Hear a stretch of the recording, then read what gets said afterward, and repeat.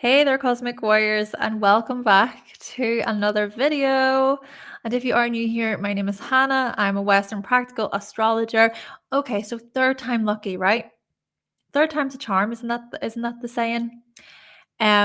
Just want to say for those of you who tried to tune in within the past 30 minutes, just connection problems. So strange. I bought a cable, and the cable was very helpful for a time period. And I don't know, maybe just so much power. Maybe there's something about Pluto going on here, right, with too much of the power overload.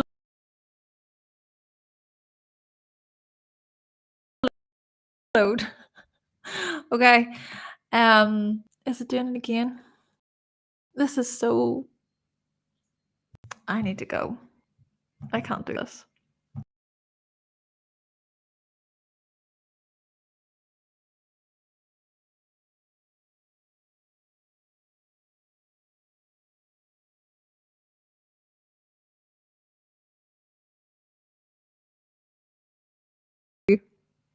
Really made the effort to tune in. Um Okay. Am I gonna try this? Am I gonna be determined? Am I gonna be determined? You know? Yeah, I'm just gonna jump in. I'm gonna jump in, and whoever joins, joins. But yes, we're gonna get into the month of February. My sincere apologies to those of you who are maybe tuning in and you're like, what's going on? Just, live stream issues. Live stream issues. Let's do it. Okay, so February 2024, there is a lot going on this month. So we're going to dive straight in. And also just to let you know that I have so many astrology products available if you're interested.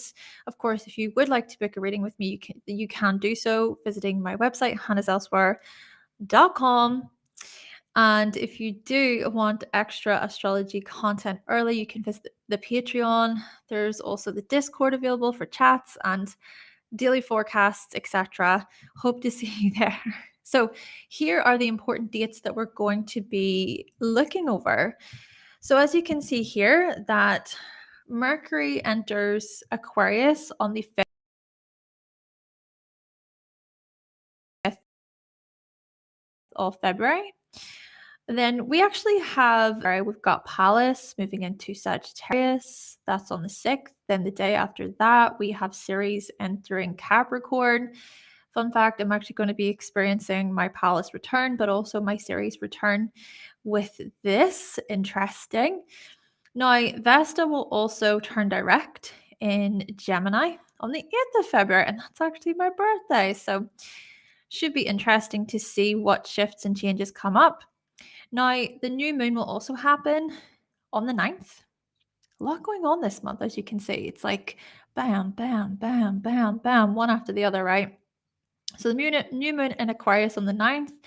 Then we have Mars entering Aquarius on the 13th, Venus entering Aquarius on the 16th, and then the Sun will enter Pisces here on the 18th. Of course, Aquarius is the shortest season of them all. It's terrible. We feel so left out. I mean, we're always left out, right? Aquarius. So a lot of Aquarius energy building basically in the sky. And then moving into Pisces season, Chiron will conjunct the North Node. So that's going to be something we're going to be touching on today. And on the 23rd of February, we've got Mercury entering Pisces, and we also have the full moon in Virgo happening on the 24th. So before we go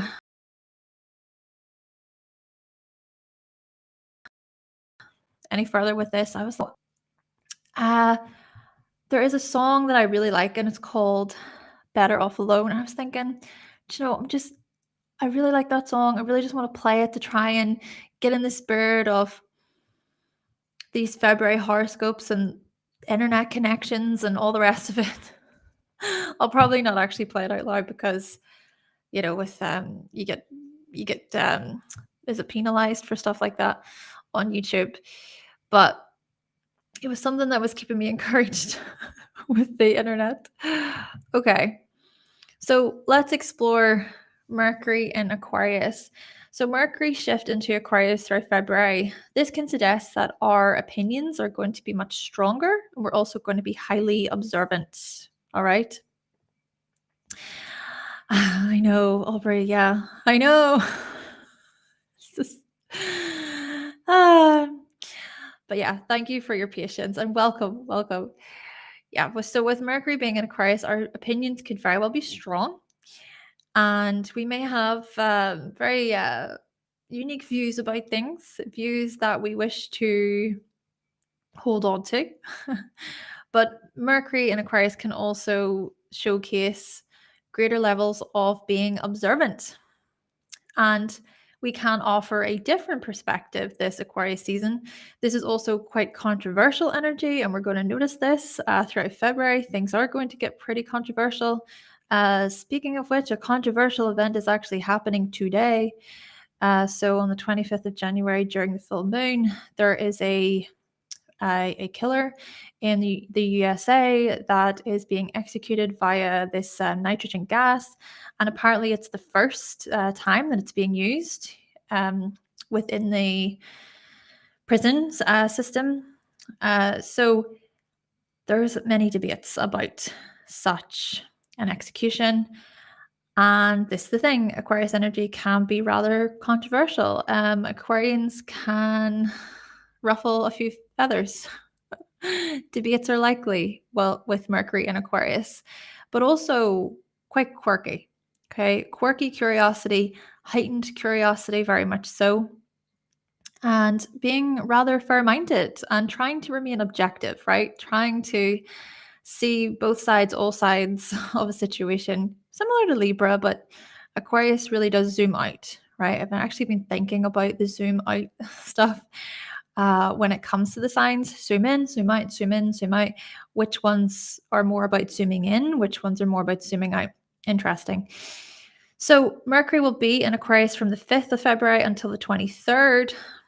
Mercury, of course, will conjunct Pluto on first arrival. So that conjunction may be quite notable, I would definitely say, to make sure that you're looking after yourself mentally, because that could be quite overpowering and overwhelming.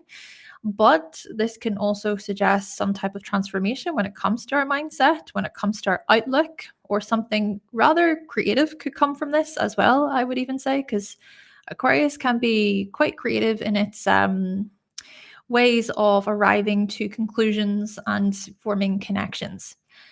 Now, Mercury will also square Jupiter throughout the month of February. So, what we're going to notice with this, perhaps just going overboard when it comes to communication, but also perhaps clashing quite a bit. Of course, Mercury will be in a fixed sign, Jupiter will also be in a fixed sign. So, there could be some sort of discord and conflict, maybe about money, about values, about beliefs. Controversial, right? And Mercury will also sextile Chiron and the North Node.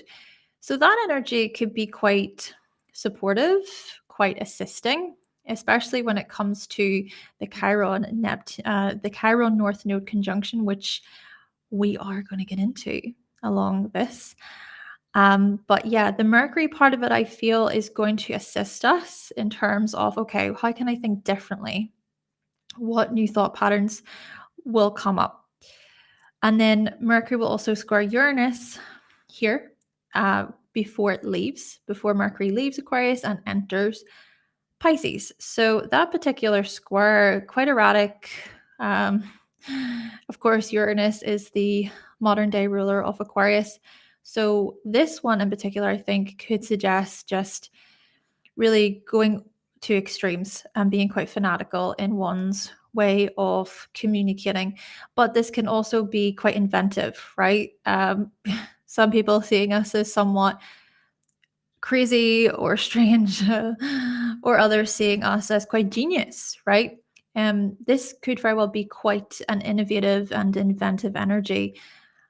I think it can be quite useful when it comes to any research that you really want to do. And if you're wanting to kind of see new patterns in a form of study, for example. So, like I said, there are these asteroid shifts that are also happening. We've got Pallas into Sagittarius on the 6th. We've got Ceres into Capricorn on the 7th. Then we have Vesta direct in Gemini on the 8th. So just to go over the asteroids, just briefly, of course, you can look into more detail on your own, but then I also do go into more detail. I'm a lot more thorough over on Patreon, where I go through daily forecasts. So I'm sure I will touch on these asteroid shifts along the way.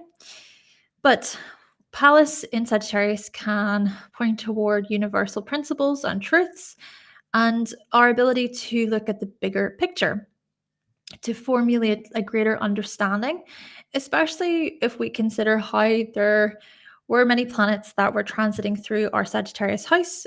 This was around about December time, coming into January. So I feel like Pallas coming along and following the same path could actually result or lead to us really zooming out and thinking, oh, right, okay, I get it. I can see things, I can understand things a lot more clearly. Now, Ceres will also enter Capricorn on the 7th. So, with this particular one, of course, Ceres can also be connected with nurturance, to be nurturing or caring as well, caregiving, similar to the moon in this way. But it's also about our self esteem. Ceres is also about our self-worth. I suppose in a way it's sort of like Ceres is kind of this blend of Venus and the moon, if you think about it. But with Ceres and Capricorn from the 7th, I feel like this is going to more so point toward our performance and our success. It's a more of a goal setting period. It's more about responsibility. And do remember that there has been many planets moving throughout the sign of Capricorn throughout January. So we've got Mars and Mercury there right now. And we also have Venus that has just entered Capricorn. So Ceres is going to come along and follow the same path. And I feel as if this is going to assist us further then. But the only thing I would say with this one is just to be cautious. I would even suggest this with Venus right now in the position that it's in. And if even Venus will start to square Chiron eventually. But yeah, what I would suggest with this one is just to be cautious of basing your self-esteem on what you achieve and your performance, because it could suggest that there's too much of that, and it's important to kind of more so validate yourself without relying on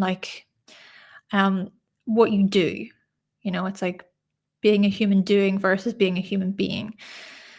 Right, so Vesta direct in Gemini, and this will be on the 8th. So Vesta is an interesting one. Vesta is sort of being quite sneaky in my view because Vesta is retrograde in Gemini. It started to retrograde in the sign of Cancer around November time, I think, or around December time. And then eventually it entered Gemini. It was actually during Mercury retrograde that happens. Ooh, Vesta, you're sneaky. You're sneaky. I think Vesta sort of went unnoticed. But Vesta's here and it's saying, okay, time to protect your eternal flame when it comes to teaching, networking, communication, devotion, all these types of things. But by the time Vesta does turn direct, it's like, okay, time to move forward, right? Time to move forward with such realizations. Hello, Jason. Welcome, welcome. Okay, we're getting there, everyone. We're getting there. Thank you so much for earlier. I really thought I was going to go for a third time. I was like, oh no, I can't do this, but can't be helped sometimes. All right, so the new moon in Aquarius, this is happening on the 9th of February at 20 degrees, the number 2 in numerology. So, when it comes to 20 degree or 2 in numerology, full moons, new moons, there is a sense of collaboration and diplomacy to them and tact, etc. But this is a new moon whereby which we're focused on social change. Keep in mind that Pluto is also going to be in Aquarius during the new moon. So that could be an interesting one, because it's almost like setting the stage, right? Setting the stage for the age of Aquarius. Yeah, I'm joking. Some people say we're in the age of Aquarius, other people say we're not. What do you think? I'm curious. What do you think? Some people even say that the age of Aquarius started when Jupiter and Saturn were conjunct in Aquarius, and that was around, wasn't that 2021 or 2020? It was in 2020. Haha. What do you think? Do you think we're there? Do you think we still have time to go? This is the dawning of the age of Aquarius. But yeah, this could just be basically like new beginnings, all right? New beginnings to do with innovation, to do with letting our freak flag fly. That's a mouthful. And it's also a new moon of sharing our unique view, right? Our unique perspectives and setting new intentions, right? It's interesting because Aquarius energy can often be seen as weird or unusual or the outcast, okay? The outcasts of society. But maybe with Pluto being here and the new moon also taking place, it's like, no, do you know what? I accept my oddities. I accept the things that are maybe seen as quite strange, right? And my eccentricities and my quirks. We gotta love that about Aquarius. So quirkiness.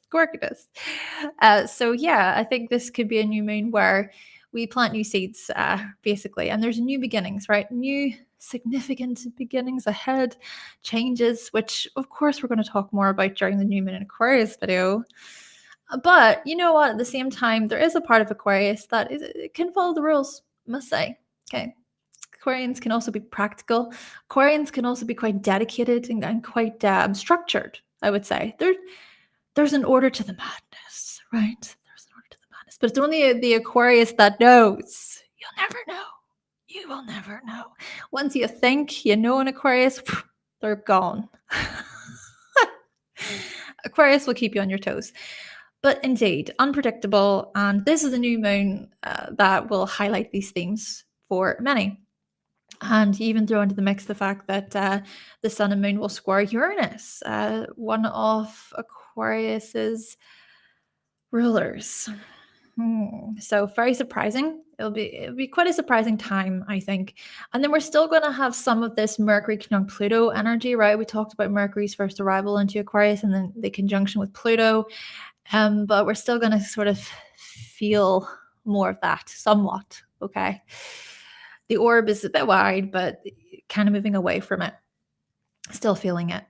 Then Mercury will also square Jupiter, which I did already touch on. And Venus will also conjunct Mars in Aquarius at the time. So I think the last time, hi, hello, Danielle. Hi. Hello, Eden. Eden, hello. Yes, freak flag fly. And yeah. Yeah. Oh, you think that we are in it, Aubrey? Interesting.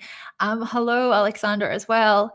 Hello, Danielle. Yes, thank you for joining, everyone. Oh, we're on a roll now. We're on a roll. Okay. So, like I said, Venus will conjunct Mars in Aquarius during the new moon. Now, the last time this happened, the last time they were joined together so close was, I believe, 2022. 2022? Yeah. So 2 years ago. So this is something perhaps quite new being ushered in. And I think a lot of this has to do with connection, union. Okay. A lot of this has to do with how we assert ourselves within relationships. But remember these Aquarius themes. I feel like what's going to come up a lot is like more of a focus on friendship and togetherness and belonging. Now, Venus will also trine Uranus. So there could be a few interesting relationship changes on the horizon, perhaps in harmonious, beneficial ways, because it is a beautiful trine. Hi, Corpus. Welcome to you. So Mars will enter Aquarius here on the 13th of February until the 22nd of March. Unconventional methods and actions. Let me tell you, Mars in Aquarius stands for justice, stands up for freedom and independence, and is like, I am not backing down. Really, do not argue with the Mars in Aquarius individual. Don't. It's just, it's not worth it. It's not worth it. Okay, because they're gonna stand by their own views. And oh my goodness, don't even try to like be hypocritical around someone who has Mars and Aquarius, because they'll be the first to tell you that you are being hypocritical. So we could see some of this tension, basically. Okay, we could see some of this heat during February. All right, just being honest. And at the same time, this is about being non-conforming. This is about not being a follower, right? This is about finding your tribe, like finding who you connect with and who you relate to, who you can be yourself around, who you can be quirky around. But this is also exciting, right? There's this excitement, there's this exuberance. It's like new things and technology and progress and change and new people and new experiences, right? There's plenty of like renewals and transformations and growth and everything else upon the horizon here, right? Of course, Mars will conjunct Pluto on the 13th of February. So on when Mars does first enter Aquarius there. And then, like I said, there will be that Mars conjunct Venus energy. And then Mars will also start to square Jupiter. So with this one, I feel this is what I'm feeling. I'm feeling as if many people during February are going to have their opinions, right? Very fixed, like views, opinions. This is what it is. But there may be an unwillingness to kind of, put your own sort of views and opinions to the side, perhaps, or taking things too far, taking it all too far. Aquarius can often be quite extreme and fanatical and like one track mind, just this is the way it is, so maybe the Jupiter part of it could invite some sort of like benevolence, right? Something more pleasing, more kind, more calm, more centered, more grounded. Okay, this type of energy. But yeah, it depends on the context, I suppose. It depends on maybe your own personal placements and how things play out for you on a more personal level. Always remember the whole chart, of course. So Venus will enter Aquarius as well. More Aquarius energy. Just so many renewals coming when it comes to many like facets, many parts of ourselves. But Venus in Aquarius, open-minded, willing to experiment, very much value freedom and independence and friendship as well. Friendship and groups and teams and being a part of a community, a part of a cause, a part of a movement, giving to charity, being a part of the social change. I feel like a lot of people throughout February are just going to be like, no, I'm ready. I'm ready to be a part of it. Like I want to be part of something bigger than just me. And we're noticing this even with the full moon in Leo right now. Of course, the interesting thing actually about this is with the full moon in Leo, the end of the year, so the end of 2024, Mars retrograde will happen in Leo and will also oppose Pluto. So Pluto will enter Capricorn again for just a couple of months. By November, it will officially be in Aquarius for the next 20 years or so. But yeah, this is why I'm saying, really focus on or pay attention to what's coming up for you during this full moon in Leo, because there's also going to be more to this story by the end of the year as Mars retrograde opposes Pluto. But I feel as if a lot of this has to do with people's place in society. And I think we're noticing this, right? Even just from my own sort of observations of YouTube videos and a lot of people I watch and the content I consume, we are noticing just on a collective level that a lot of people do feel out of place. And it's like, this whole question of belonging and finding the people that you can relate with. And also there's just such a disconnect. Many people are disconnected from that union and from connection.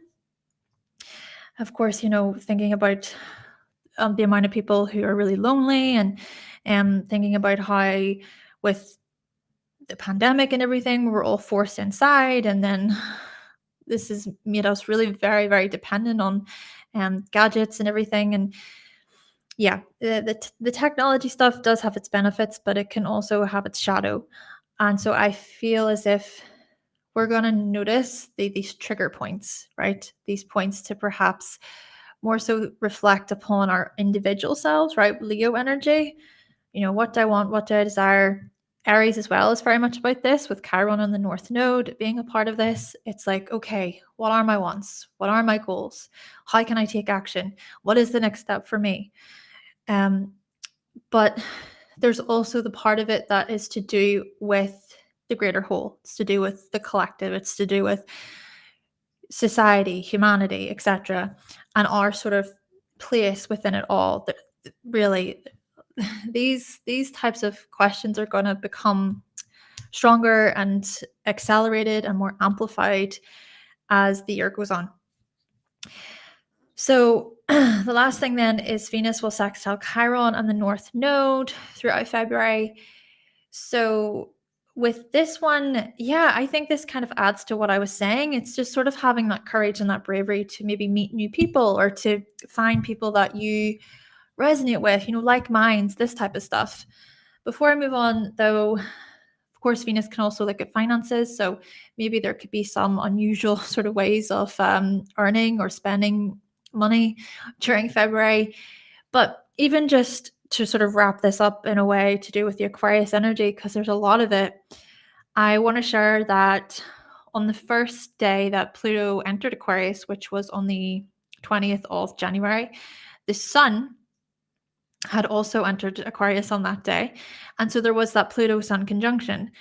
And I actually went to an event with other astrologers within the local area. And it was amazing. It was amazing. Just that face to face, like in-person connection and like-minded people, right? I have not had the pleasure of, being in a room, full of other astrologers like that. And it was great, people from around where I live. And yeah, it just felt like a nice community. And I really, really appreciated that. It's a great experience. So I feel as if this is what we're going to see more of. It's more people wanting to really find meaning and find purpose, right? Sun is purpose as well, to find purpose in community.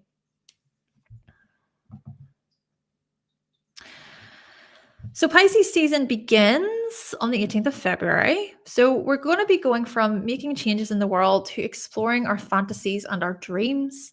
We're going to be going from futuristic to spiritual, from shining a light on communities and teams to shining a light on our connection with the divine. And the sun will conjunct Mercury and Saturn here as well towards the end of the month. So that's going to be a pretty interesting one. I think in this way, well, if we consider how Saturn has been in Pisces and has been helping us solidify matters to do with our dreams and our imagination and our spirituality as well, thinking about bringing form to these matters. But we've got Mercury, this planet of intellect and communication, joining up. And maybe this can further suggest greater structure to how we communicate. We think about it, Mercury is in its fall in the sign of Pisces, and that can often suggest that with Pisces, things can be quite directionless, or a bit, you can kind of go down one path and then lose yourself, and then go down another path and then lose yourself. But Saturn, I feel, is going to come along. It's going to go, no, no, no, no, hold this, like hold, and the focus. So that could actually be quite remarkable too.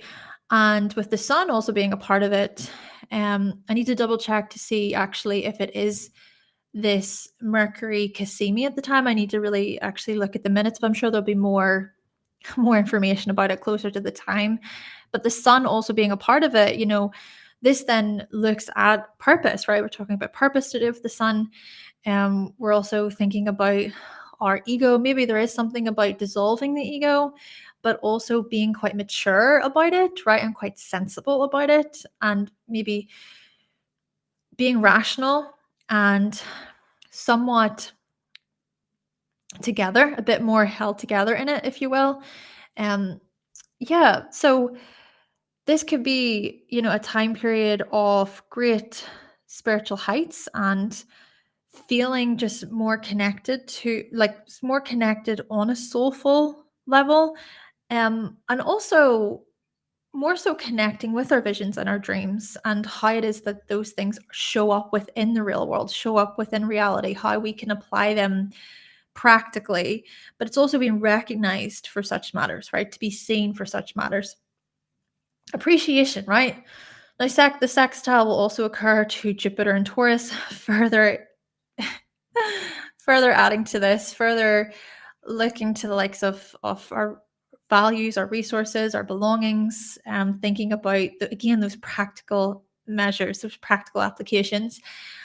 But I think a big part of it as well is to do with our sense of worth, right? Our self-worth, feeling good and grounded. Yeah, this can be even quite a healing energy as well, quite anchoring. So soft, I would say. It's much, the end of February, I think, is much softer. It's more holding, but this beginning of February, so coming up to around about that time period, it may be somewhat more idealistic or possibly chaotic or intense or just overwhelming and very, very strong, having very strong opinions and strong feelings and strong hopes and strong desires. Like, it's just very, but the Taurus Pisces combination, it just seems more relaxing to me. Now, with that being said, there is still the North Node Chiron conjunction, which we're going to get into in a moment. But just to kind of wrap this up then, on the 28th of February, the conjunction here between the Sun, Mercury, and Saturn. So the same degree conjunction between these planets is actually on the 28th of February, just to make that clear. Just want to say that. And that's going to be 9 degrees. So that's going to be a Sagittarius degree. So that's also going to be about reaching new heights. That's going to be about expanding our minds. It's going to be about reaching beyond the horizon, like looking beyond the horizon. What else is there to learn? What else is there to discover? It's like dreams and visions and fantasies and wow, wild. It could be really loving. You know what? And especially because, let me tell you, especially coming out of this, see this, what we're about to discuss.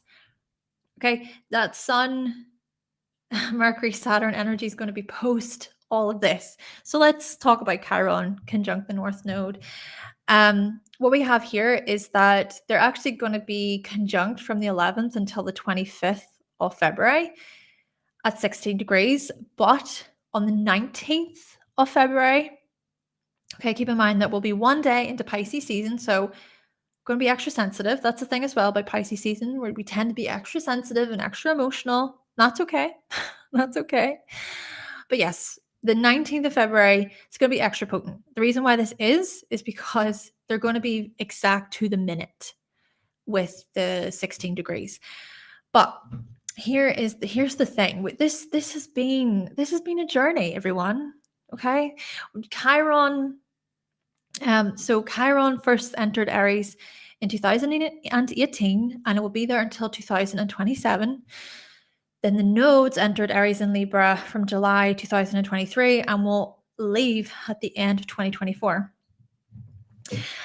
But All of this is to say that the North Node and Chiron have been moving closer and closer and closer and closer.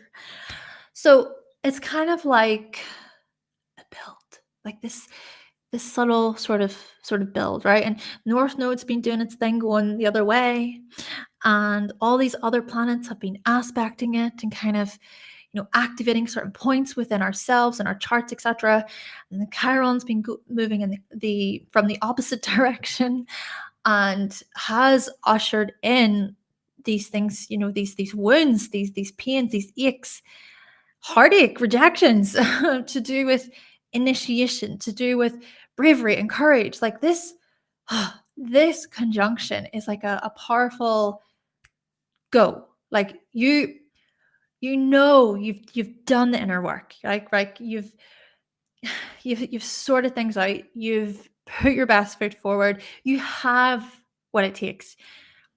This could be, for example, right, something that you've been so passionate about maybe since 2018, right? When Chiron first entered Aries, there's something that you've been so passionate about within your Aries house, and you're like, yes, I'm passionate about this, I love this, and I want to give it my all, right? And go for it. Aries energy just says, go for it, be a leader, initiate, be a pioneer. But the Chiron part of it is also like, I don't know, like, I don't know if I have what it takes. Am I good enough? What if this? What if that? And I don't want to upset other people. And there can be some people pleasing tendencies, but then there can also be the part of it where it's like, I'm so consumed by my own failure, my own lack, and my own pain, and I'm just so sensitive to rejection. I'm sensitive to other people saying things about me. By the way, I'm definitely coming from experience. Chiron's been transiting my 8th house, okay?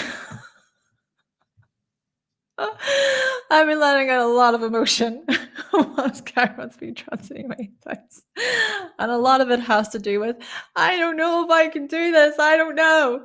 Okay. And they've got people in my life and just like pushing me. Push. No, Hannah. No, you can do it. Push.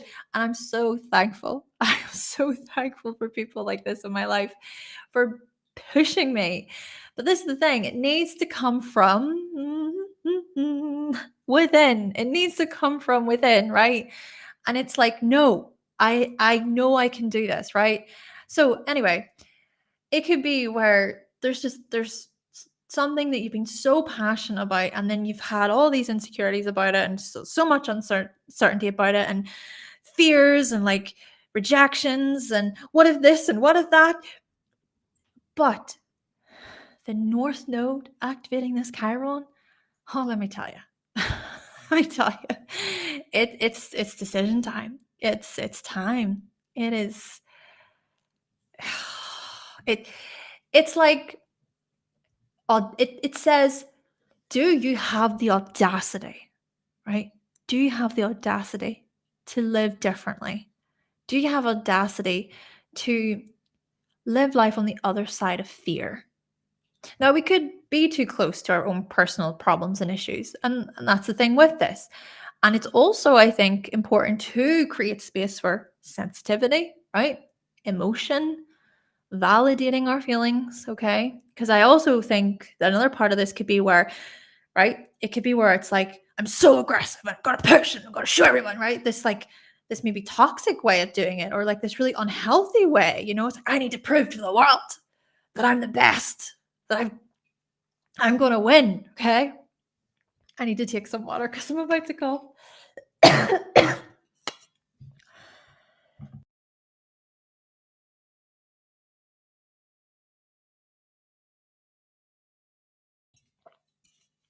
But yes, Natalie, I do not have a Pisces moon.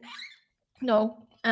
It's it is funny though. I have been told a few times that people think that I have a lot of Pisces energy, but I only have Juno and Pisces in my chart.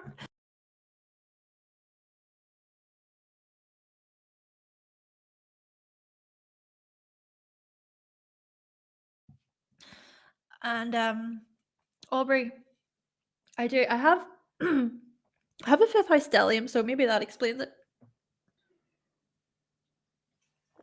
I'm sorry. It must have been because I was talking, and then you know how when you're talking and then you say something and it catches the back of your throat? It's lovely. But yeah, honestly, this could also be where we overcompensate, right? We overcompensate for our own feelings of lack.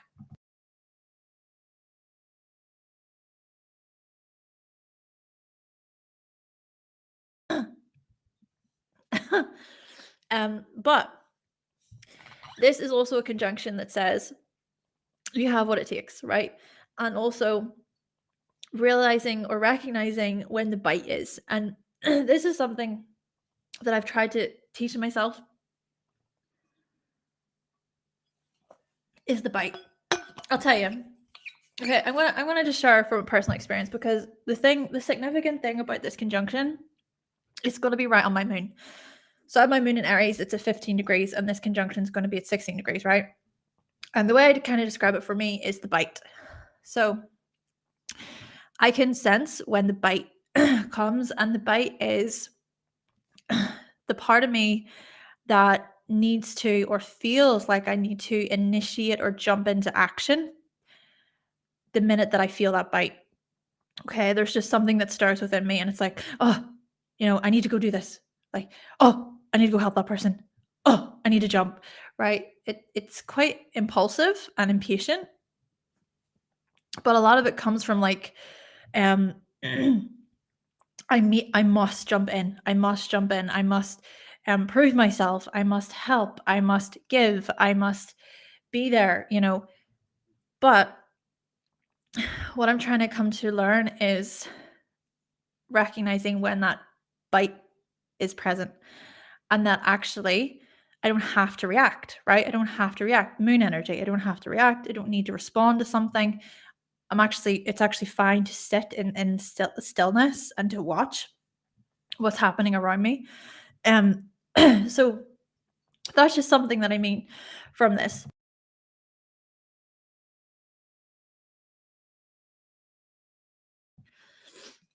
Yeah, that's what I mean. I'm sorry. I'm so sorry for my coughing. Like, I'm not sick or anything. I promise I'm not sick. It's just, you catch the back of your throat and it's just not going away. So, when it comes to this conjunction, just keep that in mind throughout February. Um, try and be aware of the bite. Okay, be aware of the part of you that feels like you need to initiate or you need to jump in, but in actuality, it's coming from a place of lack. It's coming from a place of insecurity.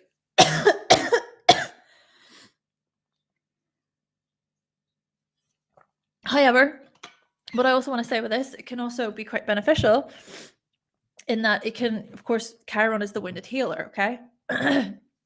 So this could also be used in a constructive way, right? Constructive, helpful way, where it is about, okay, jumping into action to want to help or want to assist in some way, shape, or form. And having that courage, having that sort of bravery to put ourselves into that position, to put ourselves even into a vulnerable position as well. And I also want to say with this is, for some of us, it could feel like we're blinded. We don't really see any way forward. It could be quite a heavy one. For some, especially think about if you've got like Libra opposing, any Libra sort of significant placements opposing this North Node, even squares to Capricorn planets and Cancerian planets. But this, I feel, then is about drawing back to desire and passion and want. The other thing as well is going back to kind of like the original feel for something. Like, why did you start something to begin with? What was the intention? What were those feelings, or what was the energy? What was the drive behind it? And maybe reconnecting with that. But this could also be because we got to keep in mind that the South Node is still in Libra, opposite, right? So this, I feel, is about, okay, are you going to have the audacity to push forward, to try something new, to stand up for yourself, etc.? Or are you going to give in to like the people pleasing and stuff like that? or the freaking out and worrying about, oh, well, what will everybody think of me, etc. For example, I had issues with the live and everything with connection, and there is a tiny bit of me where I'm like, oh, but it's like these things, they happen.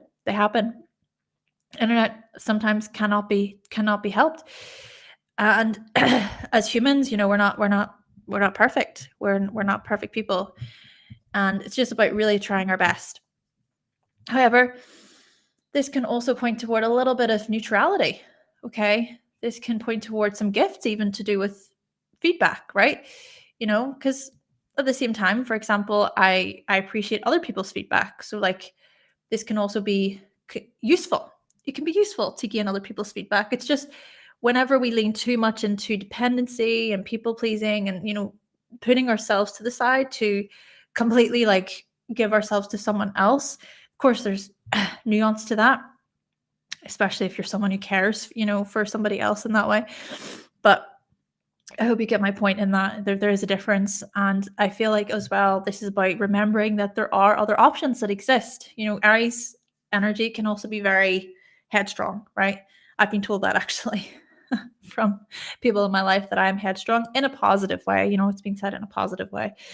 But Aries energy with that headstrong quality can be just so headstrong where it's like, get out of my way.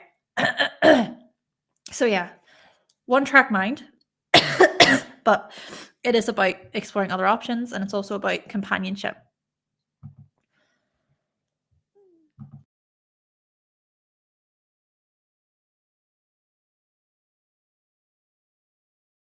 Okay, so Mercury in Pisces then. Mercury will enter Pisces from the 23rd of February until the 9th of March. So that'll be a good time to really communicate poetically, intuitively as well. We love that about Mercury and Pisces individuals. Mercury and Pisces individuals are the real like mystics and healers and tarot readers, everything. Yeah, definitely, I would say. Rachel, actually, who I watch on YouTube and I follow on Instagram, she has like a Pisces stellium, and I'm always just in awe at how she is and the way she communicates. But yeah, Mercury and Pisces, very much visual people, the ones who can bring these sort of cosmic forces down. May not be understood all the time, but there's still so much wisdom in what they have to share and say.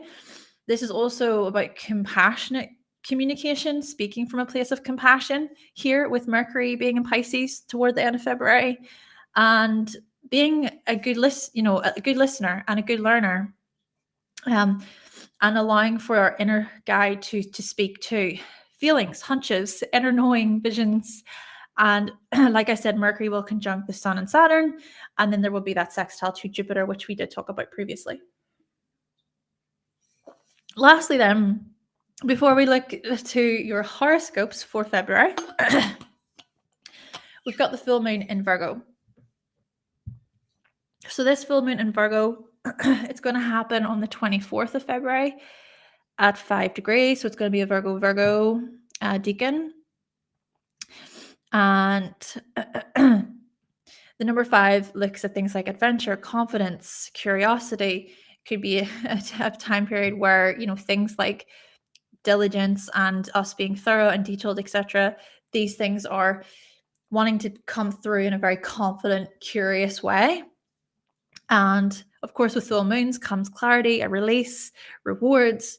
So we could seek some clarity to do with our diligence and to do with our efficiency, and a release as well when it comes to how we organize, how we schedule things, looking at the order of things here, thinking about timekeeping, time management, right? Productivity.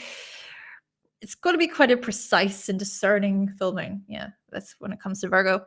However, the thing about this is all the Pisces energy is going to be opposite. It's going to be Pisces stellium opposite. So that should be an interesting one to try to balance. Think about full moons. It's so much to do with balance and harmony as well. So hopefully we will be able to balance both the internal and the external in this way, both the mind and the body and our soul in that way. And also being able to rest. I feel like the resting part of it for Pisces is huge. I think of Pisces season as like this this period of real, like, really contemplating and reflecting and thinking, okay, well, right, the next year ahead, of course, thinking about the astrological new year with Aries season. So yeah, that it could be a beneficial full moon to kind of just release what doesn't serve us. Okay, doesn't serve us moving forward into the new astrological year. But there will be more information about the full moon indeed during the full moon and Virgo video. All right, so we're going to get into your horoscopes, but just give me a moment. I need to go and adjust my heating to need to turn it off. Be 2 seconds.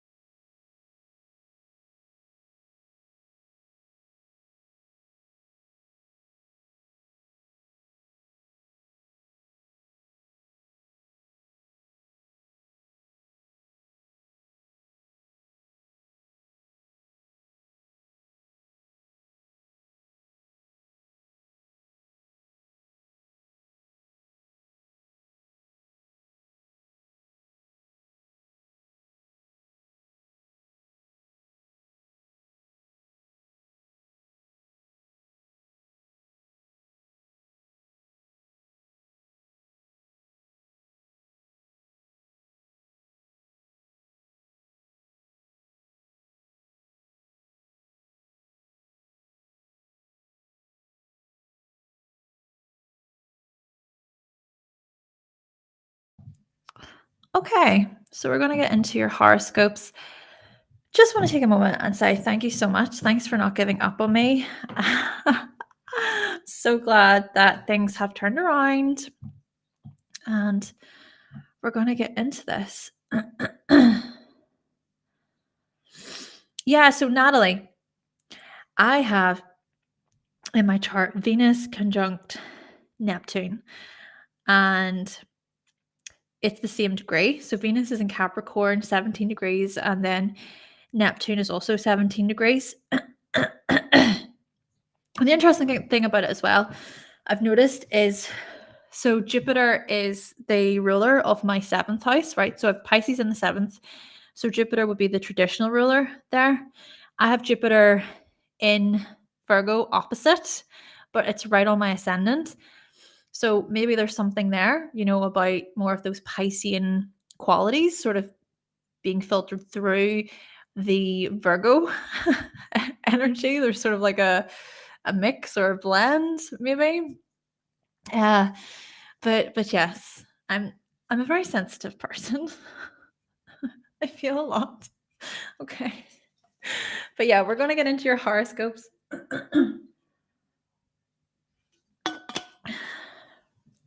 Okay. Right, so Aries.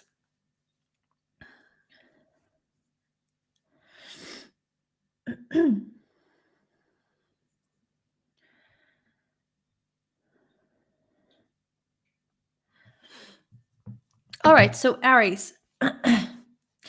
What we're noticing here is that there is a lot of energy going into the 11th house for you throughout February.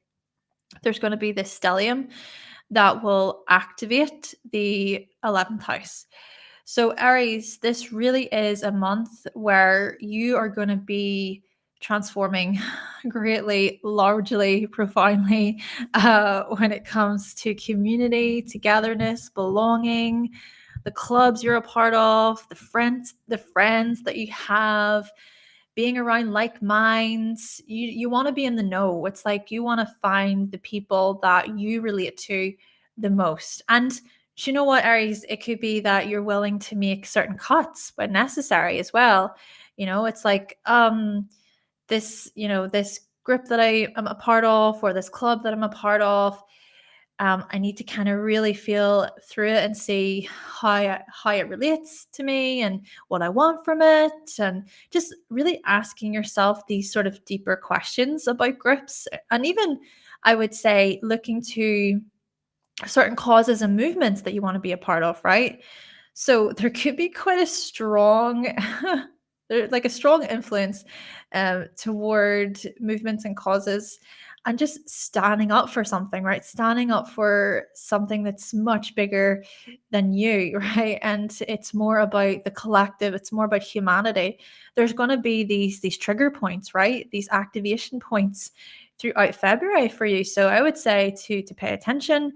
So there will be an activation point when it comes to these things that I talk about so we've got the 5th of February. So this activation point is, it's going to be more about your ideas, your views, your opinions, and gathering up necessary facts and doing your research, etc. And then another activation point is on the 13th of February, when Mars is going to conjunct Pluto. So that one, I think what's going to be highlighted is, like, your actions, your drive, your will, your ability to initiate. Of course, Mars is also your chart ruler.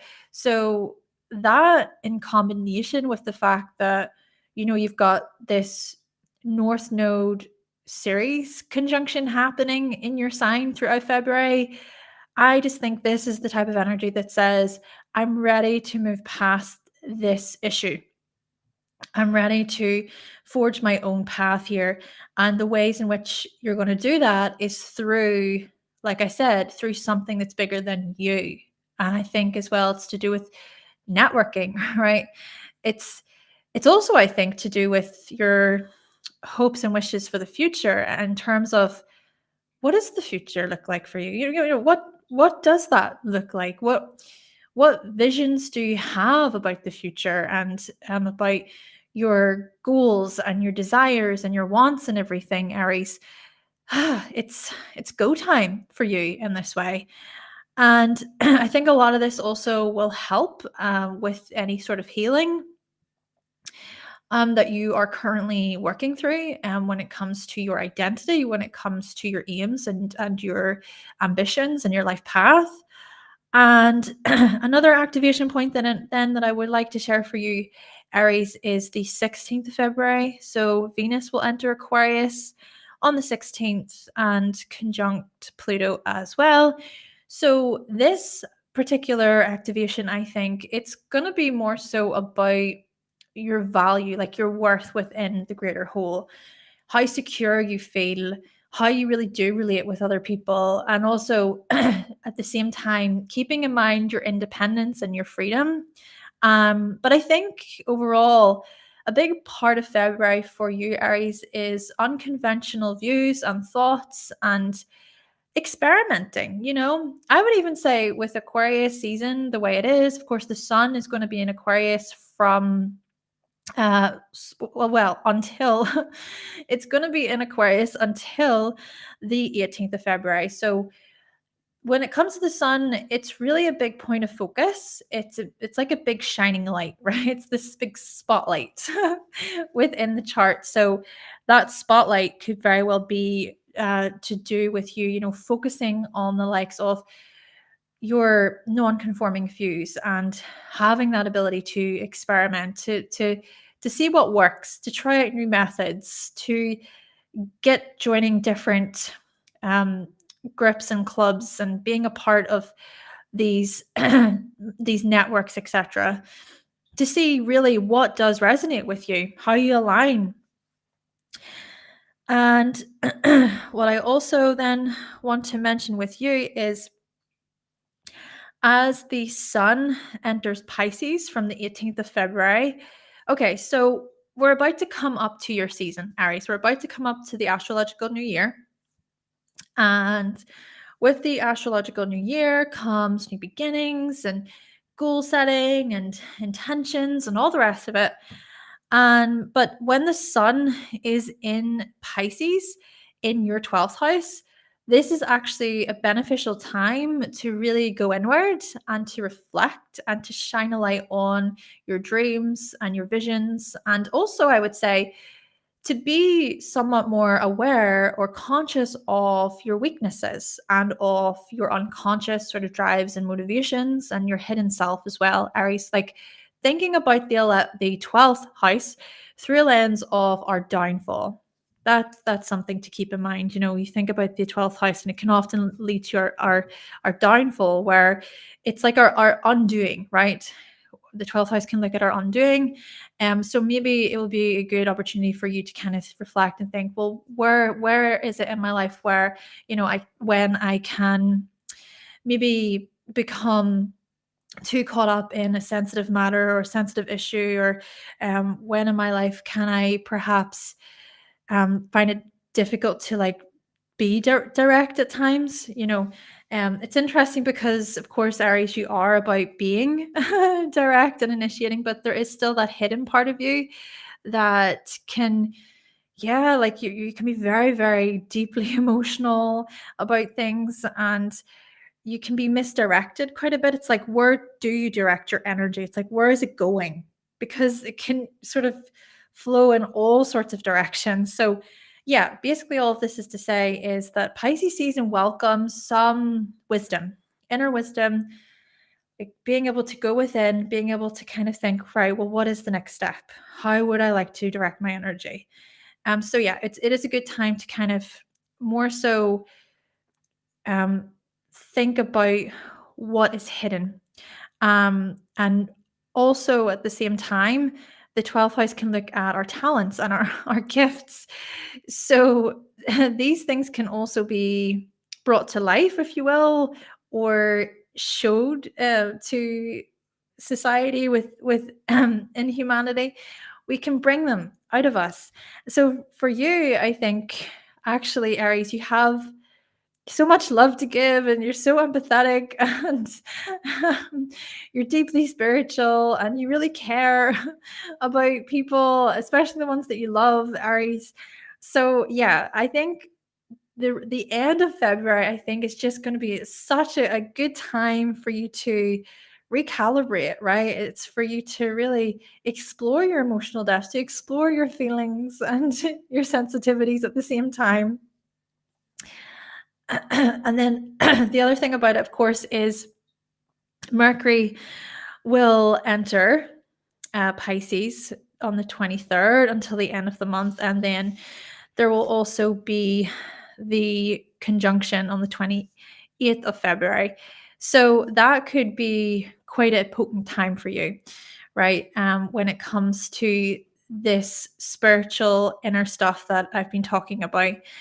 But I think the Saturn part of it and the Mercury part of it is, it's more so about having some sensible anchor, like an anchoring point, a holding point when it comes to your many thoughts and dreams, and um being quite structured in it or trying to bring form to these matters, but still giving yourself the opportunity to explore and to play around with the ideas and the fantasies and the visions and everything. And then by the time, you know, we enter into March and then things do start to move into your sign, right? It's going to be your season next. I think that there's going to be a lot that you will have accumulated on a more subconscious, psychological, spiritual level. And then you can bring your wisdom with you, carry it forward into your season. And the really significant thing for you then this month in February, Aries, is this conjunction of Chiron and the North Node in your first house. So, of course, on the 19th of February, that's going to be extra potent.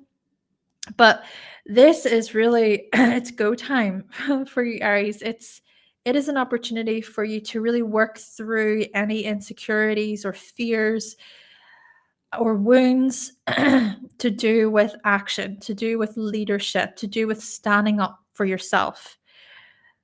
This is about you more so focusing on your individual independent path and having this sense of like courage and bravery. And there is a lot of healing that's been happening and has been unfolding gradually for you since 2018, Aries. But the North Node joining up here in the middle of February, I feel like this is going to be a big, a big move, push forward for you, especially considering the likes of your life path, your identity, thinking about your physical appearance too, thinking about, again, your individuality, your sense of self, I think, is going to be really highlighted here. And I think at the same time, perhaps there could be matters to do with your early years that are activated, certain wounds or pains that maybe are very sensitive still for you. And perhaps such things are tied to your upbringing. Okay, so we have Taurus.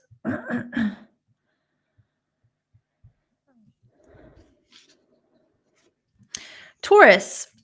Okay, Taurus. So we have, firstly, at the beginning of the month, we have all of this Aquarius energy. And then we have all of this Pisces energy. I do also want to say, just before Mercury enters Aquarius, we're still getting, for the first couple days of February, the Mercury in Capricorn energy, which will also sextile Neptune. So we will also enter the month with more of this ambition and this discipline toward our dreams in this regard. So that could be quite motivating and inspirational for many of us. Still, the activation points here for you, Taurus, are in your 10th house. So we have explored Pluto's journey into the signs, into Aquarius, and what that means for the signs already. But for you, Taurus, on the 5th of February, Mercury will enter Aquarius. And so this will be an activation point for you when it comes to your achievements, your accomplishments, your life's work, your purpose, this type of stuff, how it is that you show up in a public setting, in a public space, okay? But with Aquarius in the 10th house, many of you Taurians, you have this real desire to want to change the world, right? To want to create some new method to experiment with a new way of doing things in terms of success, in terms of achievement.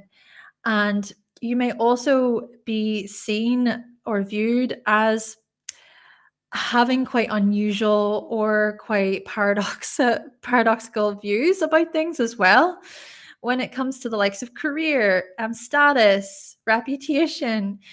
But still, I think that there is a big part of this Taurus where, you're willing to try new things. You're willing to kind of see, like, how can the collective be moved forward? How can there be progress? How can there be change here? And there's also a big sense of community, I think, for many Taurus. Like, Taurus, you really do seek community. I think a big part of your life purpose is that of finding those people who you click with and who are quite, like-minded in this way.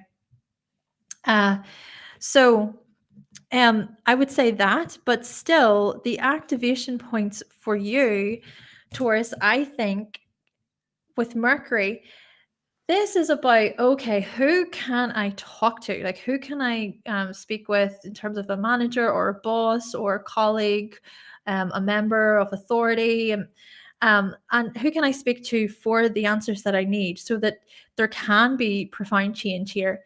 There could be some transformation or renewal when it comes to how you communicate with the team, with the group. So thinking about organizations and companies here in this regard, any organization or group that you are a part of, it's how you deliver a message in front of them, and how it is that you articulate yourself in such a way where you mean business and you want to make conscious social change. So, like I said, the 5th of February could be particularly potent and like an activation. And of course, the 13th of February, we notice that Mars will enter Aquarius. And so this is another activation point where, oh, this could very well be here, Taurus, that many of you butt heads with certain members of authority, or you're willing to stand up for a change. Or it could be that you are really determined and focused when it comes to your community. In front, so especially thinking about being on a public forum, or considering here the type of community that you have potentially already built, and how would you like to shake things up? How would you like to change things in this way? And it is, of course, it's interesting because Uranus, being one of the rulers of Aquarius, so the modern day ruler, that is in your first house, and it has been there since 2018. And things have been shaken up, indeed, when it comes to your identity and your life path, Taurus. So, yeah, a lot has changed already, but the Aquarius energy, there's also a part of it where it's like accelerated, right? There's this acceleration of, okay, things I want things to change. I want things to move along. And having perhaps some excitement, feeling sort of excited. Then again, with this still being a square, there's the square energy. This could very well look at some tension, right? Look at some tension and challenge for you too. But of course, this square can also suggest strengthening, right? To be able to strengthen, to be able to improve. Even with Jupiter being in your first house, it's so much about your own sort of self-improvement and that journey for you throughout 2023. Maybe a lot of that has to do with value and your resources and your materials and your earnings and everything. But then you see Venus will also act as this activation point for you on the 16th of February. So, Venus being your chart ruler, Taurus, that's an interesting one. I think this is the one that's saying, okay, who do I need to speak with? Like in terms of collaboration, in terms of customers and clients, and how can you maybe expand your network a bit there? Or how can you provide quality and substance to the people that are already within your network? There's innovation, I think. Innovation upon the horizon for many Taurians coming into February. And perhaps as well, some significant changes to do with purpose, to do with your profession, to do with your career, right? This is the thing with so much of this happening in your 10th, it could be for many of you, you change, right? You change your career altogether. It's like, I want something more challenging. That could be it. I want something more challenging. I want to improve within my career, or you want to leave it completely and go on a different path. And that could be, of course, where the challenge comes in as well. But I think Pluto mixed in with all of these Aquarius planet activations, we could very well see you turn things in a whole new way. Right. So what I also want to say then for you, Taurus, is so Pisces season. Pisces season begins on the 18th of February. Mercury will also enter Pisces from the 23rd of February. So a lot of the months, especially up until the 18th, there's just so much of this focus to do with all of the career stuff and the professional stuff and the life's work stuff.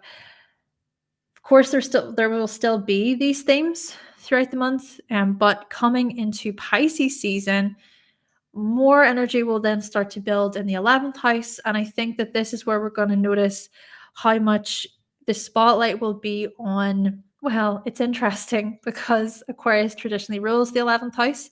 in astrology. And so we're noticing then the shift to the 11th, and it is about you seek a genuine connection, a genuine sort of group environment. Taurus, you softness and calm and people being somewhat more gentle, I think is quite important to you. And you can sense, like, you're very good at sensing whenever people are trying to push too much on you to be a certain way or act a certain way. I think with Pisces here in the 11th house and all of it being activated with Mercury and the sun and even Saturn, especially toward the end of the month, I think this is going to look at what you have already built when it comes to communities and networks and teams, etc. But I think this is about looking at things from this emotional, sensitive perspective and really adding to what is already there and wanting to sort of nourish what is there too. To give thanks, to inspire the group, especially if you are a Taurus who runs your own business or you have started a community in some way, shape, or form, or you're a part of a community, and maybe a lot of people do look up to you, or they depend on you, they rely on you, they need your support, they need your work, they value your work very much so. So in this way, maybe this is pointing toward your role, right? Your position, your role, and coming across as professional, as someone with integrity. And taking your role quite seriously. And if you're a Taurus and perhaps you are still trying to, find your way, or you're still trying to think about, okay, what is the next step for you when it comes to community and belonging, etc. This is the month. This is a month where all of this is going to come up. It's so apparent. It's so out there. It's out in the open. It's in the public world, okay, where there's so much of this progress and change. And then lastly, I want to mention, so from the 11th of February until the 25th of February, Chiron will conjunct the North Node. So that one in particular, so things will be extra potent on the 19th. But for you then, Taurus, this is happening in your 12th house. So in the 12th house, it's really like a within situation, a behind the scenes healing. It's about deliberately choosing to create space, right? To create space for your own wellness, for your own sanity. This is about kindness, Taurus. This really coming down for this. It's like really be kind and gentle and patient with yourself, and feel the anger.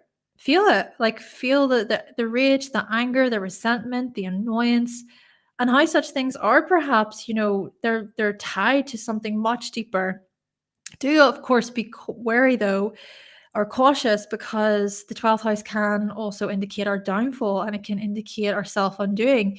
And what you need to be maybe cautious of in this way, Taurus, is maybe the bite. I'll be talking about that with this bite, So a part of you that may feel like you need to sort of push to really prove that, like, you're first, or that you're winning, or that you've got this, and of course, healthy sort of aggression and healthy competition can be useful. And I would also, I think it's needed, healthy competition, but just be wary and cautious of just going to extremes or taking things too far, or being so caught up in your own sort of emotional pain and your own problems that it's hard for you to kind of see beyond that.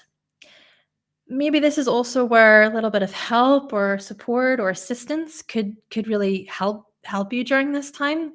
Then again, often, Taurus, you don't like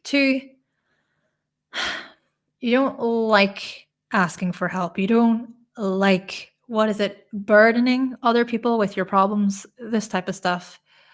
I know. But you know what? I feel as if this is a conjunction that's going to say, do you want things to change? Really? You may be thinking, no, I want to stay in my comfort zone. It's like, no, but really? Do you want things to change? I think you do. Okay. Anyway. Yeah, so that's you, Taurus, and we're going to move on to Gemini. Thank you. And by the way, I also want to mention with this that the new moon and the full moon, we're going to do horoscopes separately for those. So Gemini. So Gemini, let's think about how there is all of this Aquarius energy in your ninth house. All right, Gemini, do you know what? This is exciting. I think this is an exciting month for many Gemini. I really do.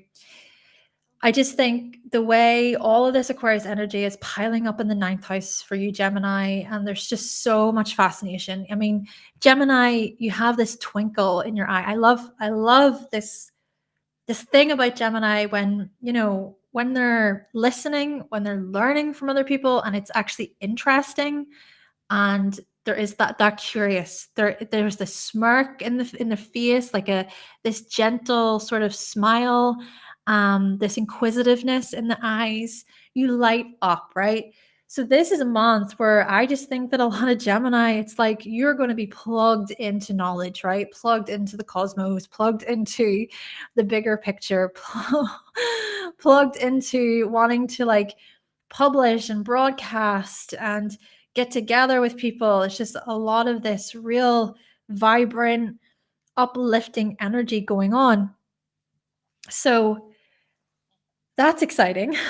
And also, I think that Gemini, I mean, many of you may be deciding to go live your life somewhere completely different, right? Relocating. This could be a big thing for Gemini. Could be relocating. It could be a completely new belief system. Like, I wouldn't be surprised if many Gemini could be throughout February. It could be as Pluto starts to continue to move further throughout your ninth house. But I would not be surprised if many Gemini, you completely change religion, right? Your religious beliefs, they completely transform or change in some way. Or this could be deeply held beliefs, right? About the world, about the way things are, about humanity, about society, all this stuff. Things could really, really change. And I think this is also an opportunity for you to kind of tap more into collective themes, right? So, it could be that many Gemini, you take a stronger interest in learning about the generations before and the generations to come, and thinking about culture and heritage and everything. And what I also want to say is experimenting with methods of teaching, methods of delivering information, right? Which you love, right? Mercury is, of course, your chart ruler. So Mercury is going to enter Aquarius on the 5th of February, and it will be there until the 23rd of February. And so there will be this activation point on the 5th. So Mercury will conjunct Pluto. This is like warrior, possibly this aggressive energy, like, yeah, like really, really strong, right? Very passionate, very intense, very extreme, possibly for many Gemini. And maybe that's something that you're not actually quite used to, you know, but it could very well be that there is a spark, or there is a heightened curiosity. And that could, of course, be presented in many different ways, depending on the Gemini that you are. But yeah, I think that your chart ruler entering your ninth house on the 5th of February, it's a major overload of information. It's a major activation point of I want to say the thing, I want to learn the thing, I want to publish the thing, and it's all about community, it's all about teamwork, etc. So exciting. Now, on the 13th of February, there's another activation point with Mars in Aquarius. So Mars will enter Aquarius from the 13th of February and will be there for the rest of the month. And then there will be that conjunction with Pluto on the 13th. All right, but this is also then about aligning your actions with your thoughts. This is great for you. We love this for you, Gemini, because often what you can do is you can sort of fly off in all these different directions, right?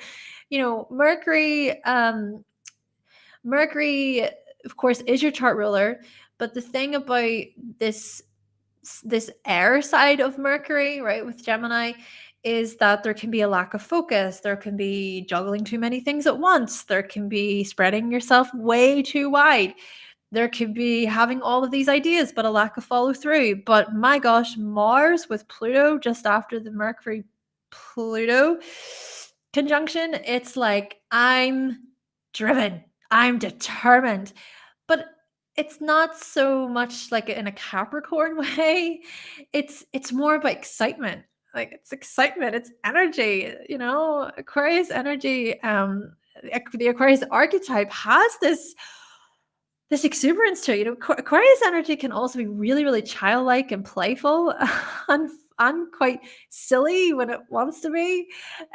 So yeah, you could surprise yourself, Gemini. You could. And maybe it is about new forms of thought to do with knowledge and what you publish. But the Mars part of it is going to put things into action, help you put things into action. Could also be where there's so much frustration and like anger to do with beliefs and to do with culture or to do with the way things are. This type of stuff could kick in.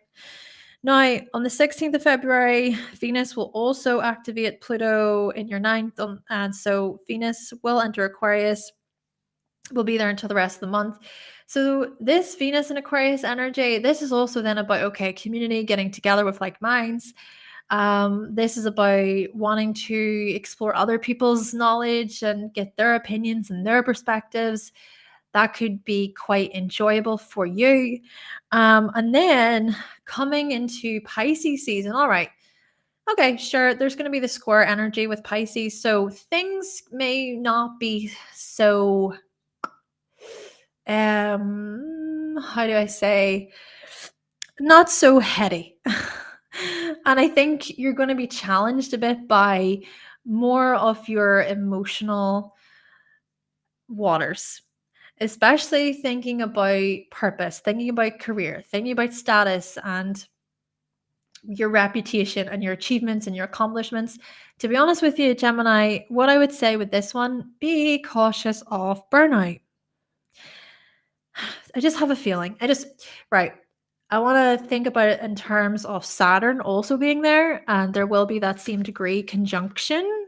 So Saturn, Mercury, and the Sun will all conjunct in Pisces on the 20th of February at 9 degrees.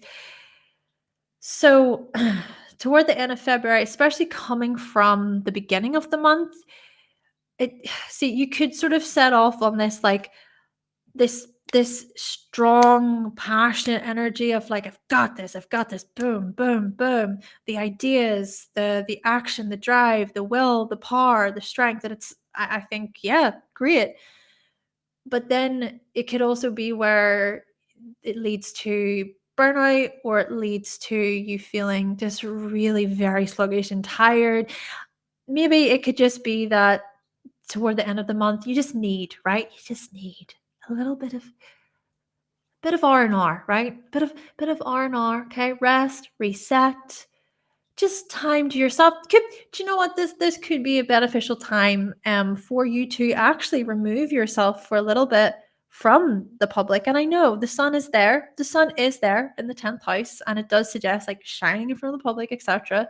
Maybe especially when it comes to spiritual matters, especially if maybe you're someone who is a tarot reader or you teach astrology, for example. But I still think that there's a part of it that says just be more willing to rest when you can and take care of yourself, because even with the square and everything, things could be quite overwhelming. Even Jupiter being the ruler there of Pisces, it's in the 12th, and I think that this has been inviting you, Gemini, to also create space and moments for reflection, right? Space for reflection, moments for reflection and relaxation and healing and all the rest of it. Right. So there's that. But I still want to say this can still suggest ambitious, determined energy in a public space, in a public forum, when it comes to your profession as well. So there is that. I'm just trying to come from more of a place of balance in this.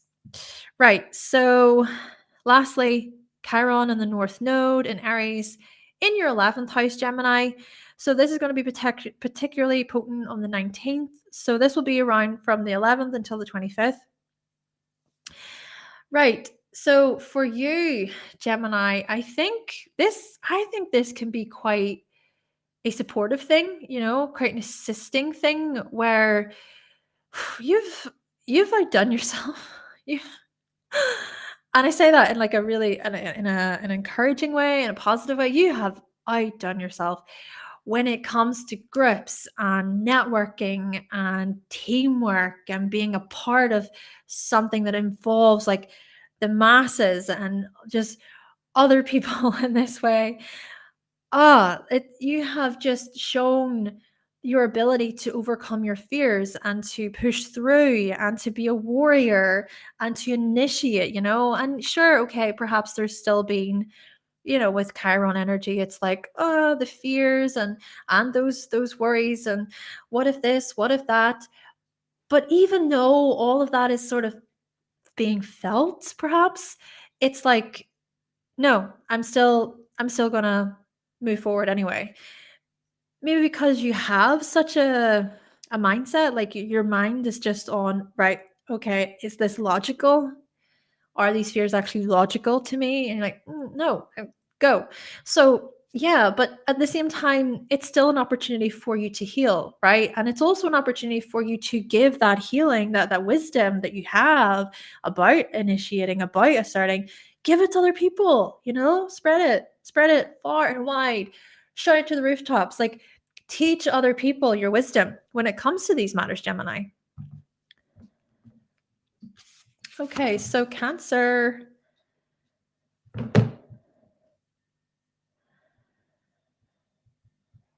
All right. So Cancer. All right, Cancer. This, I gotta say, this is quite the profound month for many Cancerians. All right. This is what we're noticing. It's very intense, very profound. Many emotions are going to come up to the surface for you, Cancer. And my sort of best advice in this is let them. Let them. There could be many emotions, right, for Cancerians during February that are kind of sitting beneath the surface, or they're sort of, in a way, they're laying underneath and they're just waiting to be pushed through. This is a month where such things are going to be activated for you, which, even just to talk about this a little bit further and to more so add to the collective, the moon, right? There is going to be that new moon in Aquarius. I'm going to talk about the new moon in Aquarius in its own video. I'm going to talk about the full moon in Virgo in its own video. But that new moon in Aquarius is going to be quite notable too, because the moon will also activate Pluto. And that's going to be on the 9th of February, or around the 8th or 9th of February, but there will be that activation. So all of this is to say that emotions are high. Now, this is not necessarily the super like negative thing, where we think of intense emotions as like it's negative, right? Or it's too much, right? But what I'm also sort of seeing from this and thinking about Pluto and thinking about Scorpio is, oh my gosh, this energy is also so loving and exciting and compassionate and caring and empathetic. It's like, I feel so strongly about this person, about this animal, about my child, about my job, about whatever. And it's having just this overwhelming sense of like love, right? Love for other people, care for other people. So I do just want to say that when I talk about like intense and profound feelings, these feelings could also be so wonderful, if you will. But I also want to mention the thing about the eighth house is it can look at unresolved trauma, right? It can look at matters that are somewhat more dark and difficult. The eighth house can also look at loss, right? It can look at tragedy. It can look even at us being so overwhelmed by our own psychological complexities and stresses and worries and so on. So I also want to say that. But essentially, the eighth house really does look at transformation on this psychological level, this emotional level. So for you, Cancer, I think a lot of this has to do with community, right? Aquarius energy. A lot of it has to do with people seeing you or people welcoming you in as part of the crowd, for example. Or this could be where you feel so intimate, like with your partner. There's greater intimacy, there's greater closeness, there's greater clarity, maybe because you can also at the same time be somewhat observant, right? You can use this Aquarian energy to be observant, to kind of piece the puzzle pieces together and to see how things connect and what role do I play and what role do they play, and like what is the connection here and how can we make things work? How can we improve upon our bond and how can we connect on a more intimate, personal level in this way? And it's also, I feel like, welcoming in so much of this change then, right? This change to do with intimacy and close emotional bonding. So with that, Mercury will be in Aquarius from the 5th until the 23rd of February. So there will be the activation here on the 5th with Mercury and Pluto. And that I feel is going to look at, okay, what am I holding back on? What am I holding back when it comes to communicating with my intimate partner? Or what am I holding back on when it comes to even communicating with business, within a business situation, thinking about sharing, thinking about shared resources, accounts, and all this stuff. That honestly, it could be where February is quite stressful for many Cancerians because of all of the money concerns and money worries.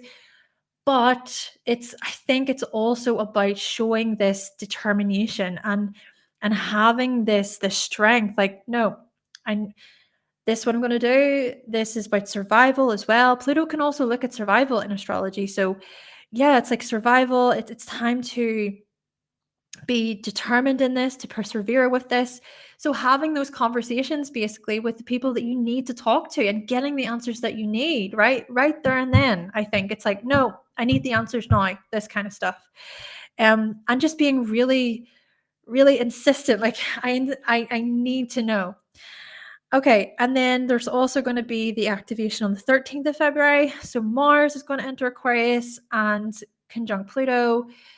This one on the 13th of February, especially this is happening the day before Valentine's Day as well. This could very well look at blow-ups. I'm going to be honest in that. It could look at blow-ups. It could look at real strong disagreements. This does not mean that it's all bad, though. I just want to say that, like, when it comes to disagreements and conflict, right? We can also reach a resolve. This is the thing about Mars energy, is that it can look at strife, it can look at conflict, it can look at where we're sort of battling with other people and getting into these arguments and stuff. But we can also learn from arguments, right? We can also learn from like a healthy debate, for example, with Aquarius energy. It's like having this intellectual debate. Just, of course, be cautious of how you act on such things, okay? Because that's the thing with Mars. It's like there could be where the action is also put in. And that could look like this erratic sort of change, for example, right? And it's like there's no going back. This real shift. It's like, I'm done with this, cut, bye, and maybe for certain people, this is something that's needed or it's needed, it's necessary.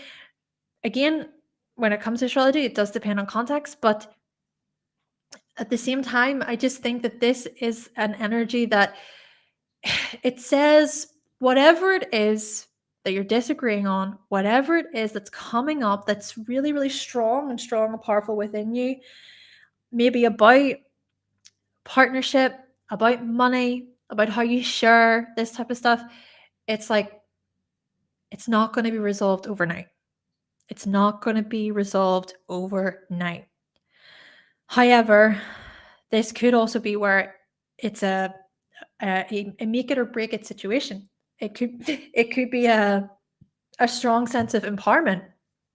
Um, I'm ready to move on. Or this could be the transformation of how things are and actually feeling so much closer, right? Closer, more connected spiritually, psychologically. And maybe a lot of that has to do with your own inner self exploration, Cancer. Now, Venus will also enter Aquarius on the 16th. So this is going to be another activation point. So this is going to add more to the relationship stuff. And I think maybe finances and earnings are going to come up. And it's really taking a good hard look at, right, okay, what can we manage here? What can we sort out here together? And maybe as well, there's a lot coming up for you, Cancer, to do with occult like practices, thinking about the likes of astrology, for example, and doing more of that research and investigation and reading into things, looking deeply into things. This could be a really beneficial month for Cancerians who are really into astrology, for example. And also thinking about the psychological stuff, psychoanalysis could be a big part of February for you. Okay, and then coming into Pisces season. So from the 18th of February, of course, the sun will be there in your ninth house. And then by the end of February, you've got this Sun, Mercury, Saturn conjunction happening in your ninth house. So the ninth house being activated, I think, is going to be quite a pleasing experience for you Cancerians at the end of the month. So especially the beginning of the month, of course, things are still going to play out toward the end of the month because Venus and Mars are still going to be in your eighth house throughout February. But especially coming from such, extremes or intensities, it's like, okay, maybe you want to take a trip somewhere. Maybe you want to escape somewhere. Maybe you just need some time to recalibrate and to really go within and think, okay, what are my deeply held beliefs? What is it, that I aspire for in my life? How can I, focus more on my higher meaning and being somewhat more tuned in with the spiritual? It's more about the spiritual. It's more about going within. It's also, I think, I think it's also about healing, meditation, journaling, etc. And perhaps as well, this could be a good opportunity for many Cancerians to want to focus on, okay, what can I learn? What can I add to my knowledge? And being, I would say, being open to listening and being patient, just, yeah, taking your time and also perhaps being more tuned in with like symbols and the visuals, right? Thinking about art and the abstract and really playing around with your creativity in that way, Cancer. And then the last thing for you, Cancer, of course, is this Aries energy in the 10th house. So there's going to be the conjunction between Chiron and the North Node in your 10th from the 11th until the 25th. On the 19th, it will be extra potent. Okay, I think that this is a good opportunity for you to have some sort of sense of, okay, what do I want from my business? Or what do I want from my profession? A manager role, for example. Let's say you're a manager, you're Cancer and you're a manager, right?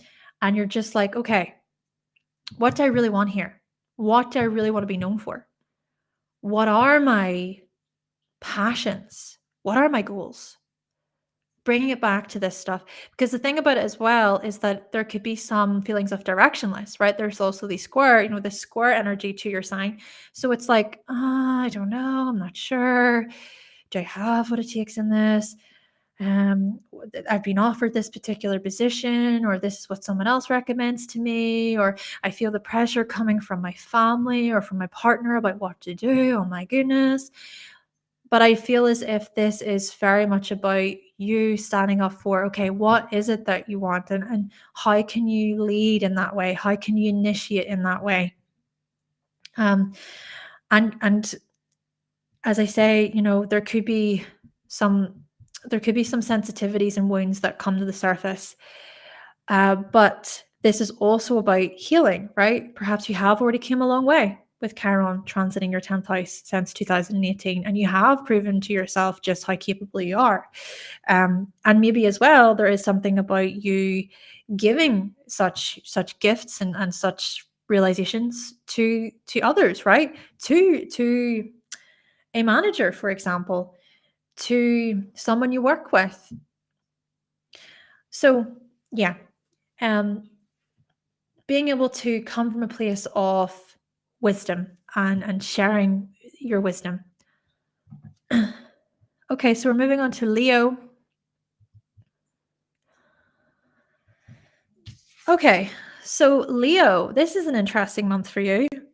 There's a lot of energy happening in your opposite sign, Aquarius. Dun, dun, dun, dun, dun, dun.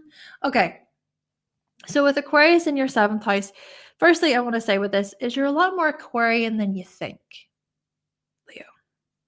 You're a lot more Aquarian than you think.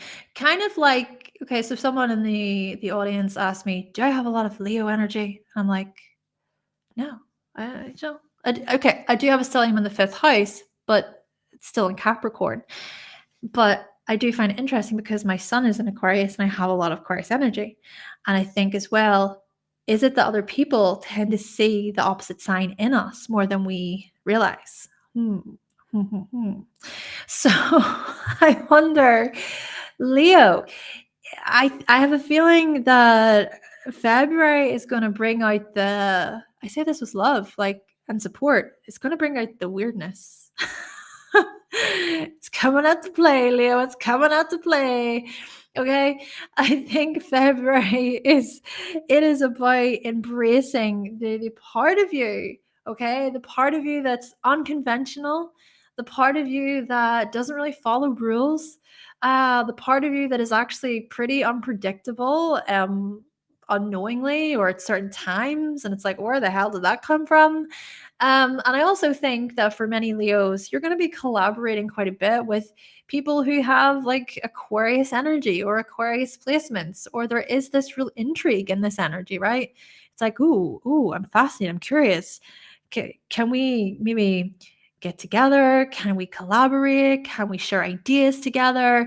And I think as well, to just focus on the community aspect, right? Leo, oh, you shine in community. You shine in community. Leo, this is the thing. I think this is what you crave the most.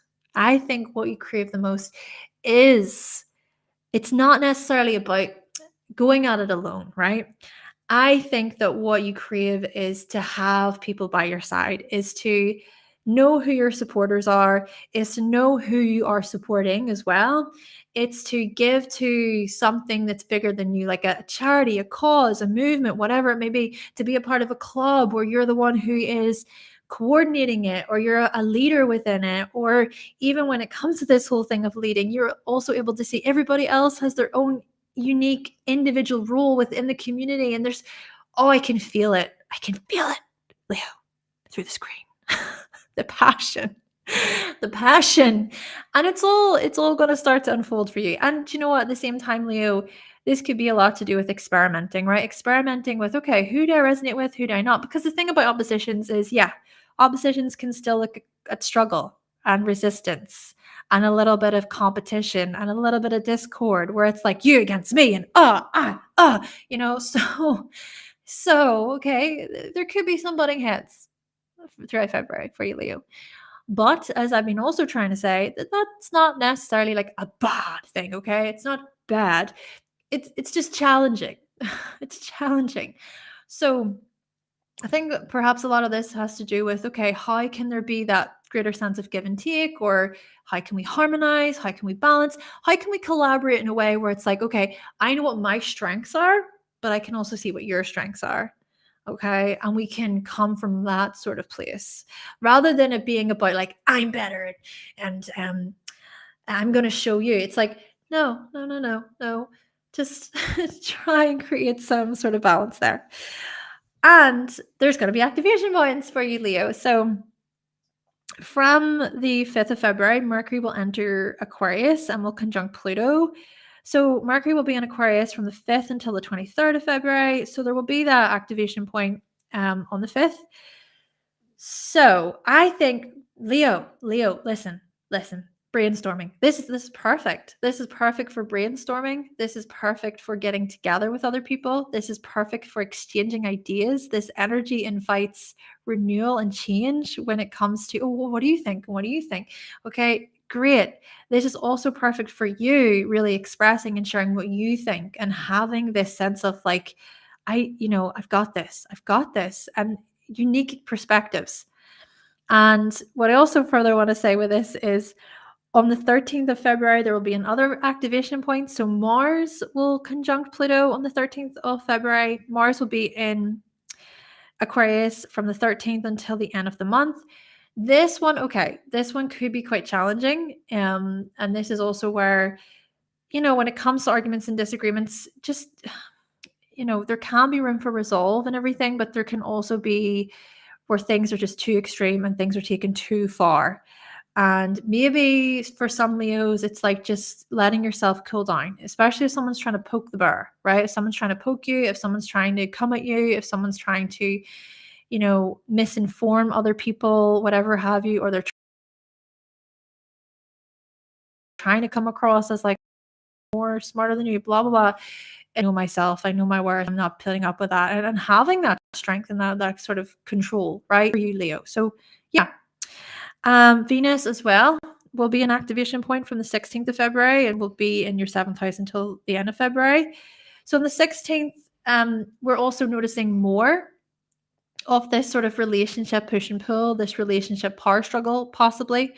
So there could be some of that. But then I also think that this is an opportunity for you to see, okay, who do you resonate with? Like, who do you relate to the most? Who do you vibe with, as the saying goes? Who is part of your tribe? I think for a lot of Leos, this is such a big month for community. Okay, so coming into Pisces season from the 18th of February until the end of the month. So, of course, we have Mercury, Saturn, and the Sun conjunct at the end of February here as well, happening in your 8th house. Leo, I think that this energy, it's highlighting just how much just the importance of nourishing your soul, the importance of practicing softness and gentleness when it comes to any really, really strong, intense emotions that you have. I think as well, this is about you creating space for greater intimacy. And it's not necessarily with an intimate partner, but maybe this could be where it's in a therapeutic setting, for example, or maybe this is about healing.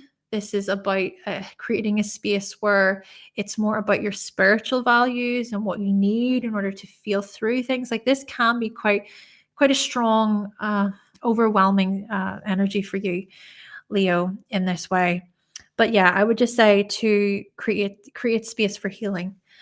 But then again, this could also be really great, like strong, powerful energy for the likes of any occult-like studies and practices and research and investigation, looking deeper into things. But then, of course, we've got the Chiron North Node conjunction from the 11th until the 25th of February. This will be extra potent on the 19th. So this, I think, is going to welcome some change to do with your beliefs and to do with travel, possibly.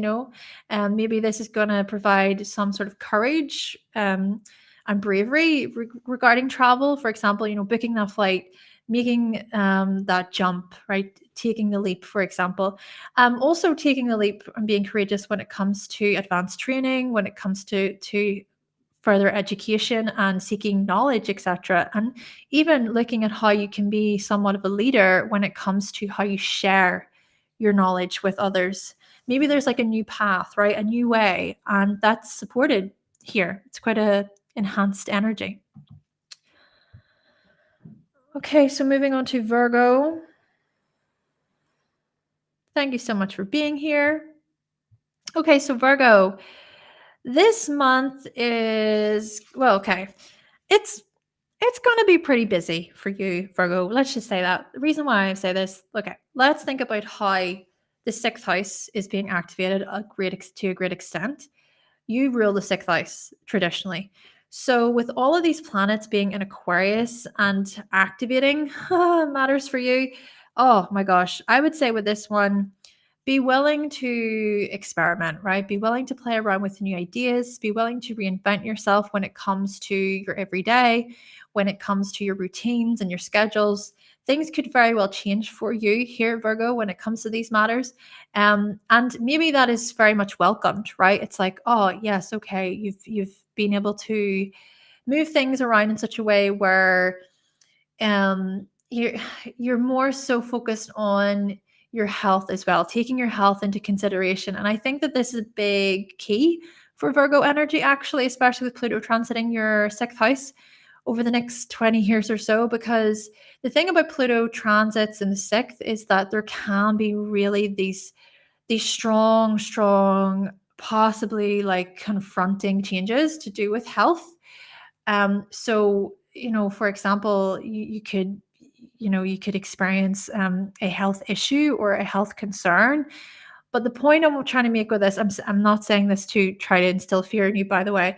The point I'm trying to make with this is that this is a good month for you to help not make that so, right? For you to put in these healthy, cautious measures, right? For example, if you know that you're a Virgo and it's like, I'm always doing, I'm always working, I'm always pushing, I'm always, it's like, okay, you know that about yourself. This is going to be a good opportunity for Virgo for you to get a deeper understanding about this part of yourself, right? That does feel like I need to push, I need to push, I need to push, I need to keep working. It's like, this is going to be so good for you to look at those unconscious themes, right? To look at your unconscious drives and motivations as to why you're doing that, why you're being that human doing instead of a human being. And so you're able to maybe make necessary cuts. Um, you're maybe able to see what isn't working, like flushing things out, getting rid of what isn't going to serve you in the long run. Such matters are related to work. Such matters are related to your body and your health. And then that can help you then when it comes to these, potential transformations and changes to do with the body. And those changes could be in a more beneficial way for you, right? Because it's like you are being somewhat more discerning, right? You're able to use your discretion and your discernment. Still, the Aquarius energy here for you, I think, with all this Aquarius energy, just play around with different systems, play around with different schedules, play around with different routines. Just see, okay, what feels right, what works well. And this, the thing about you, Virgo, is this is so much about the body. I just want to say that you're an earth sign, right? This is about the body. This is about centering yourself and feeling. And the other thing about it is there will be a full moon in your sign at the very end of the month. I just wanted to add that there. More information about the full moon in Virgo and the new moon in Aquarius will come in their own separate videos. But yeah, so this is this is quite a big deal for you, because what's about to unfold here for you, Virgo, is it's the stage that's being set. It is a stage that is being set for you, especially when it comes to Pluto's journey throughout your sixth house. So, activation points. We've got Mercury, firstly. Mercury will enter Aquarius on the 5th of February until the 23rd. So, on the 5th of February, this activation point, it's like, okay, I would like to completely revamp and change my mindset towards work, towards health, towards doing, towards efficiency, towards productivity. Then another activation point is the 13th of February with Mars in Aquarius. So Mars will transit that sixth house for you from the 13th of February until the end of the month. So that activation point on the 13th, I think it's like, okay, time to put things into action. Time to take what has been learned from my analysis, from my ability to break things down, to dissect things, and I'm going to act on them. And I'm going to show courage, and I'm going to put myself first in this. But I'm also going to be cautious of how it is that I show up for my community, because this, the thing, Virgo, is you value community. You need, I just want to say this, you need community. When it comes to your work, when it comes to service, right? Service, you need to give to others, to be a part of a group, of a collective, right? You are very much about that. And yes, you're also very much about your own self, right? In terms of pouring into yourself and making sure that you're looking after your body and everything else. But there's so much coming up for you when it comes to community and finding your place within a community of, thinking about like-minded people in this way and thinking about the types of people that you want to support and that you want to work with too. So yes, Mars can be a good activation point there when it comes to your self-assertion in this way and your goals. Okay, so on the 16th of February, Venus in Aquarius will also be another activation point. So Venus will be in Aquarius from the 16th of February for the rest of the month.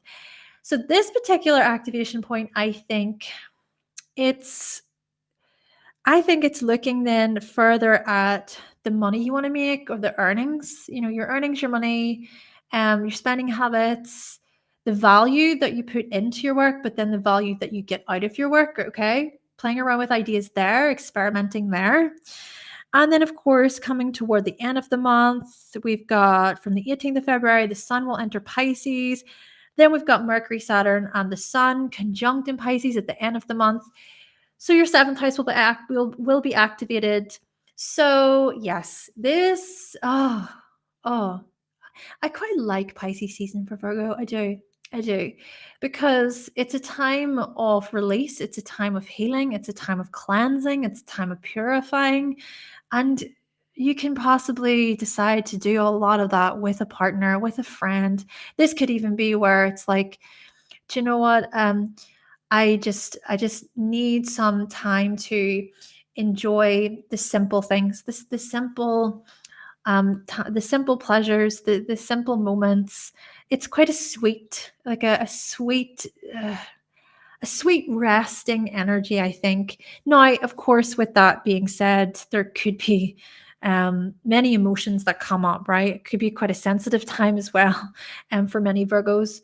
But perhaps such emotions can be quite useful or needed. It's like to have that release, and maybe it is with a partner, for example.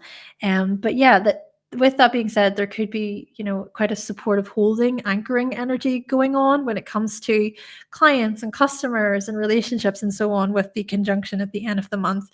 And the last thing I want to say for you, Virgo, is, okay, I think this is partly why the holding supportive energy is particularly needed. This is the reason why I'm saying this, is because the Chiron North Node conjunction is going to happen in your 8th house. So that's going to be from the 11th of February to the 25th of February. The 19th is going to be extra potent.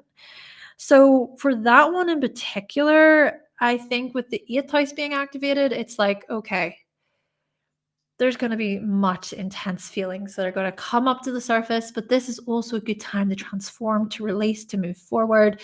This has all sort of been unraveling since 2018 for you, Virgo. But this is also then about, okay, it's time to move on. It's time to head off in this new direction. I think a lot of this even has to do with I've made peace with this part of me. I've made peace with this thing that seems to be continuously like going and going and going, and there's the same sort of lesson, there's the same message that keeps repeating. But the thing is that all the psychological work that you're going to experience and that you already have experienced, you are going to be able to use your wisdom and your knowledge and share it with others. Okay, so moving on to Libra. Let's see.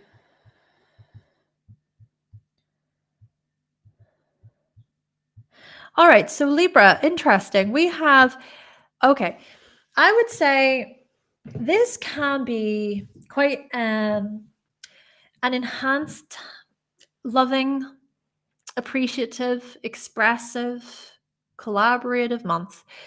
We have all this Aquarius energy going on in your 5th house, right? So all of these activations are happening throughout the month of February for you in the 5th.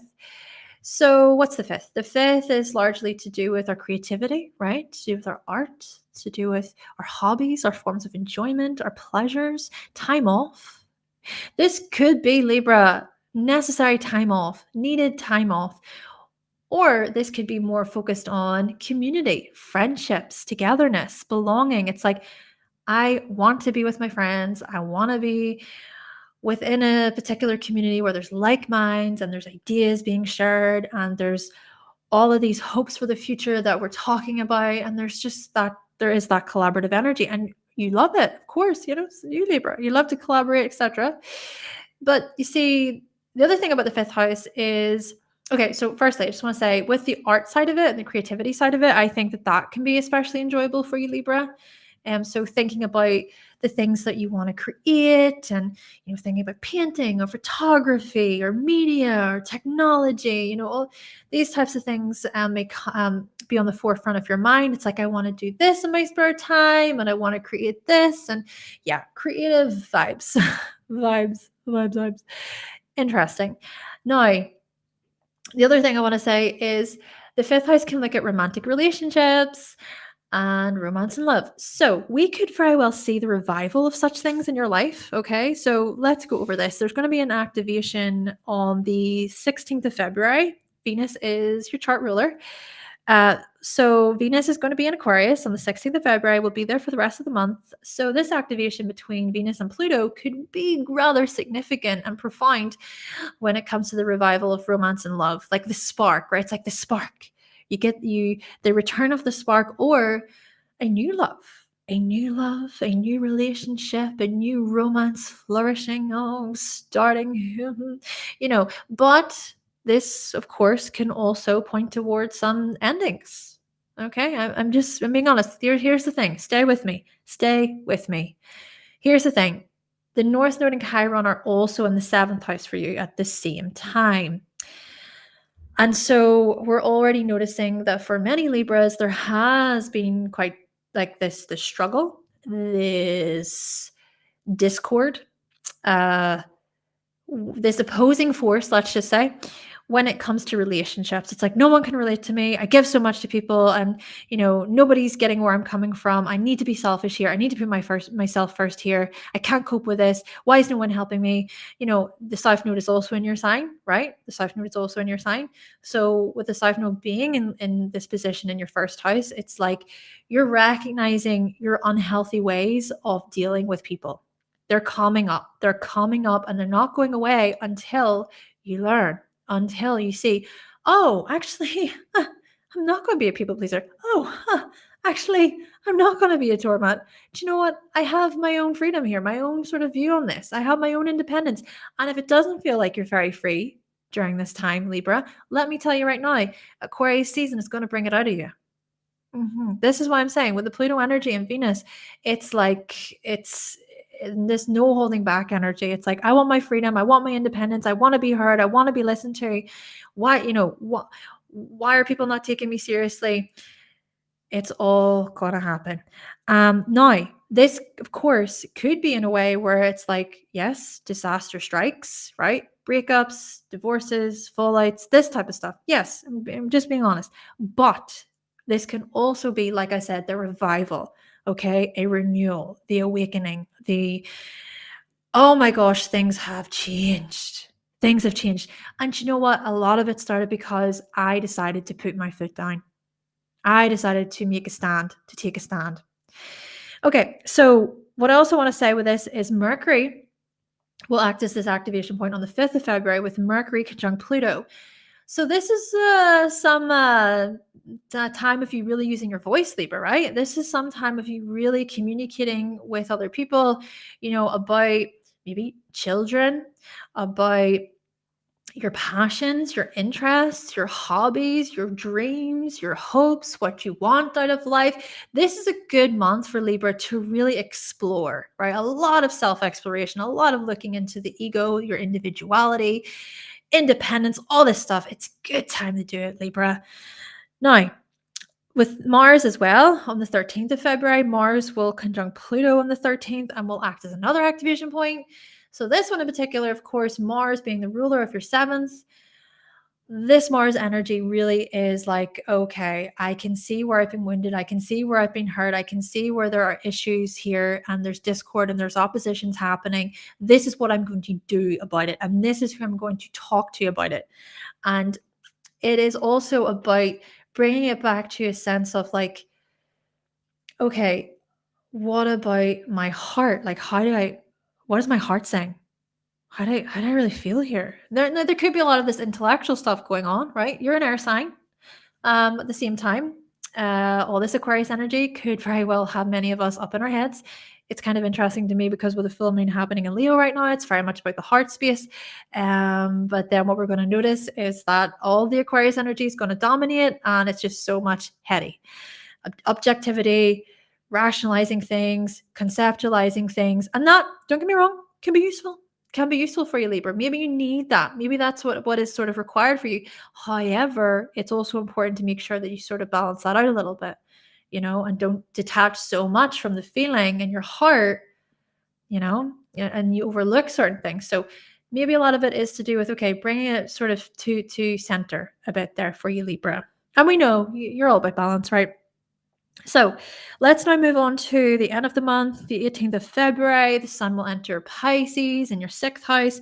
We've got Mercury, Saturn, and the sun in Pisces at the very end of February for that conjunction. So towards the end of February, I think, coming into Pisces season, it's more about, okay, where are you overextending when it comes to work, when it comes to your services, when it comes to efficiency and productivity in your day to day, and you've got to be at this meeting and you've got to go to this job and there's this thing in the calendar, and it's like, oh my goodness, does it ever end? This conjunction at the end of February, I think is going to be really beneficial. I really do. I think it's going to be good because it's just going to go, okay, no, this is the firm boundary, done. I'm done. I'm not being swept away in this. I'm not being carried away by all of this. It's like, I need this. I need this to be more consistent in my life within this particular routine or within this particular way of doing things. I need this healthier habit for myself. Many Libras are going to be more so integrating things like meditation, mindfulness, praying, all the sort of spiritual stuff into their daily practices. And this has already been ushered in for you, Libra.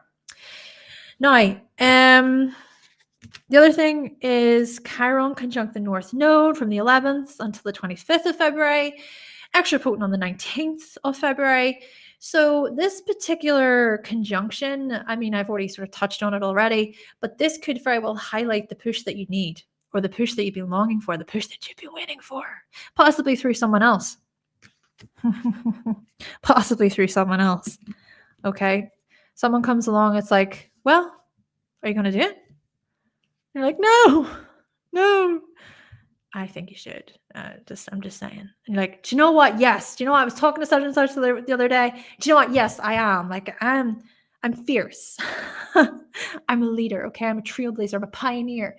There's just so much passion in this.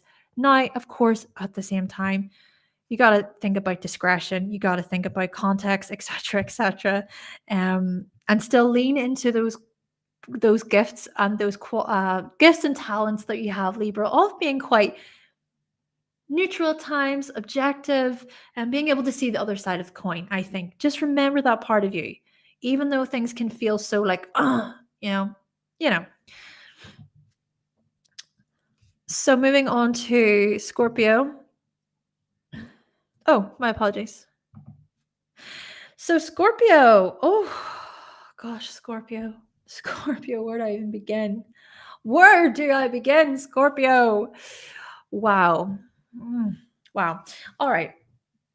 So, Scorpio, you've got this Aquarius activation in the 4th house, many activations in the 4th house, so many planets in the 4th. Okay, this could go many ways, right? So we are seeing Scorpios relocating.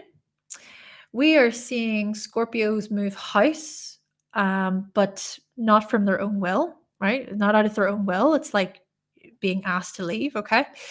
We are seeing many Scorpios go through, possible family fallouts, family losses, family breakups,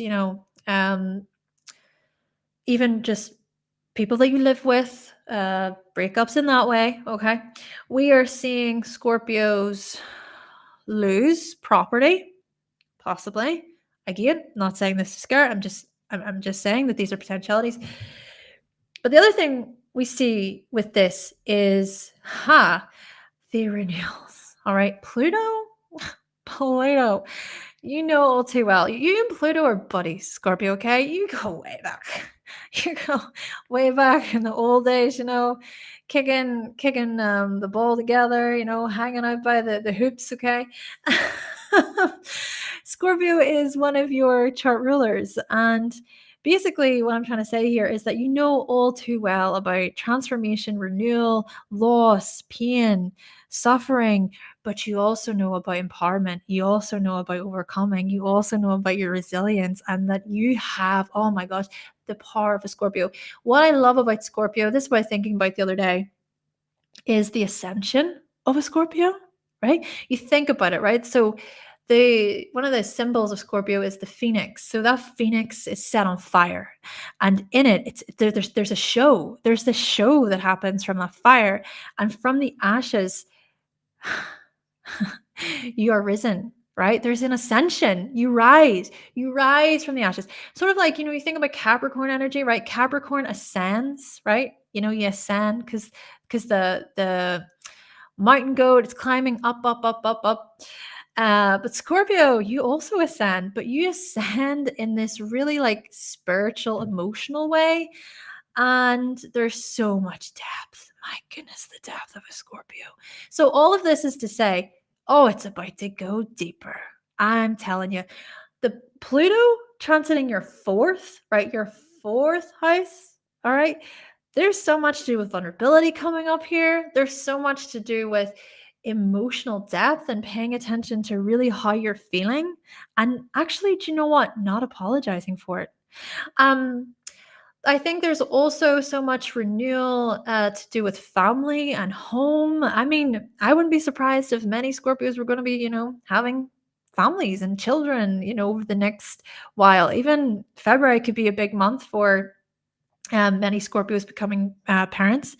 Let me know, are you a Scorpio and you're expecting? Still, so much change to do with family and it's family and home here.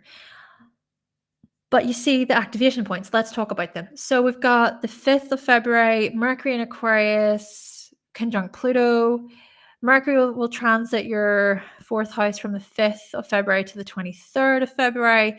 So this one, I think, can invite pretty like intimate conversations with family members, maybe realizing that there are people that really do support you and who care about you and who want to, they want to respect your views and see where you're coming from. Now, of course, there can also be a level of like independence and freedom and really wanting to get your point across as well.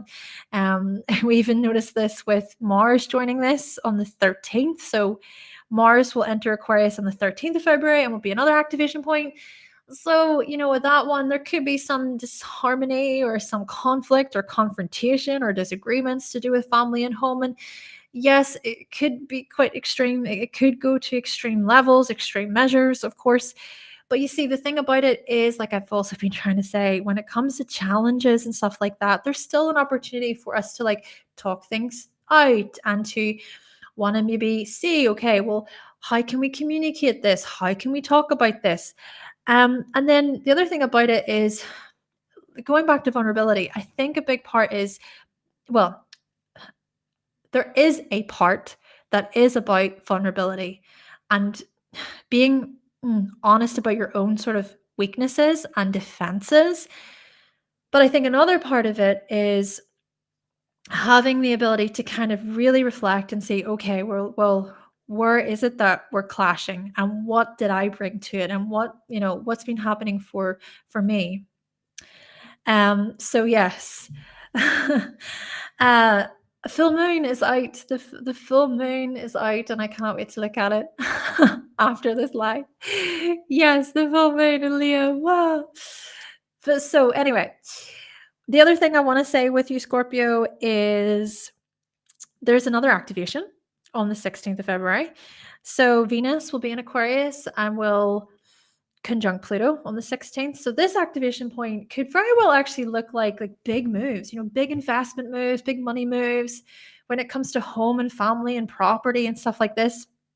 Possibly getting on the property ladder, or do you know what? Just seeing a way through. I think this could be the start of something new, right? The start of a new sort of way of viewing property or viewing housing and stuff like this. Now, at the same time, let's be real here.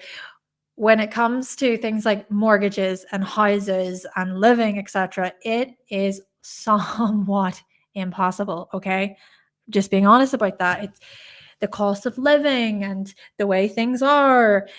It's hard out there. It is hard out there. But I think that this could very well look at a new strategy, right? A new approach, a new method, experimenting with a certain change. This is what I'm seeing for Scorpio. Now, coming into Pisces season. So the sun will move into Pisces on the 18th of February. We've got the sun, Saturn, and Mercury in Pisces. At the end of February, the conjunction all in your fifth house. Oh, Scorpio, we love this for you. We love it. We love it. We love it. We love it. We love it. You know, this lovely trine energy. So creativity. What can I say, Scorpio?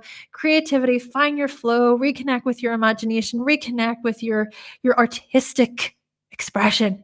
My goodness, Scorpios are some of the most, I'm telling you right now, the most gifted artists. They're some of the most incredibly gifted artists. Like, I'm talking music, I'm talking painting, I'm talking writing. Oh, poetry, filmmaking, photography. Scorpio. So yes, this could very well be a good period for you to explore these parts of yourself, right? And to dream, to imagine, to visualize. And with the conjunction, it's like bringing form, bringing structure to such matters.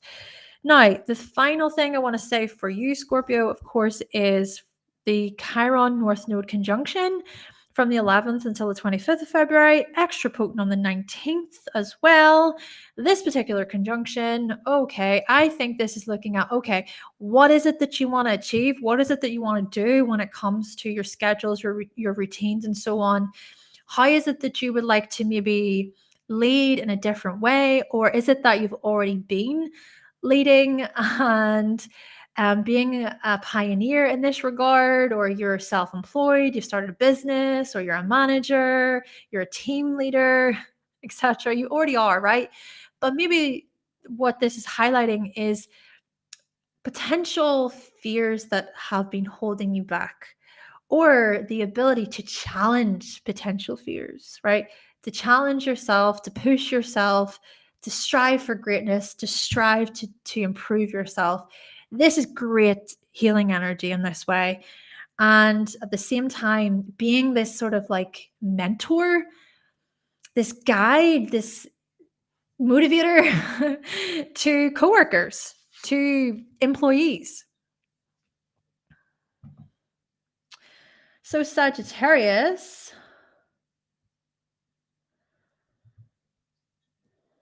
we have Sagittarius.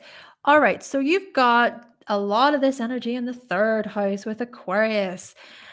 All right, Sagittarius, many Sagittarians, a lot of not really holding back when it comes to what you really think. And I know. Sagittarius, you often are quite blunt, you know. You often are the types of people that just say it like it is. You are. But the thing is that you do also have a part of you that can use discretion, I think. I think so. I think there's a part of you that can kind of at times kind of sense. But with so much Aquarius energy, right? Because it's like this overdrive of Aquarius energy. This is like ramped up, amped up, whatever that word is. This is intensified, basically. Okay, this is intensified communication. This is like, I need to say the thing. I need to share the thing. These are my discoveries. I feel like so many Sagittarians during Pluto and Aquarius are going to bring the receipts. Okay. You're going to bring the action.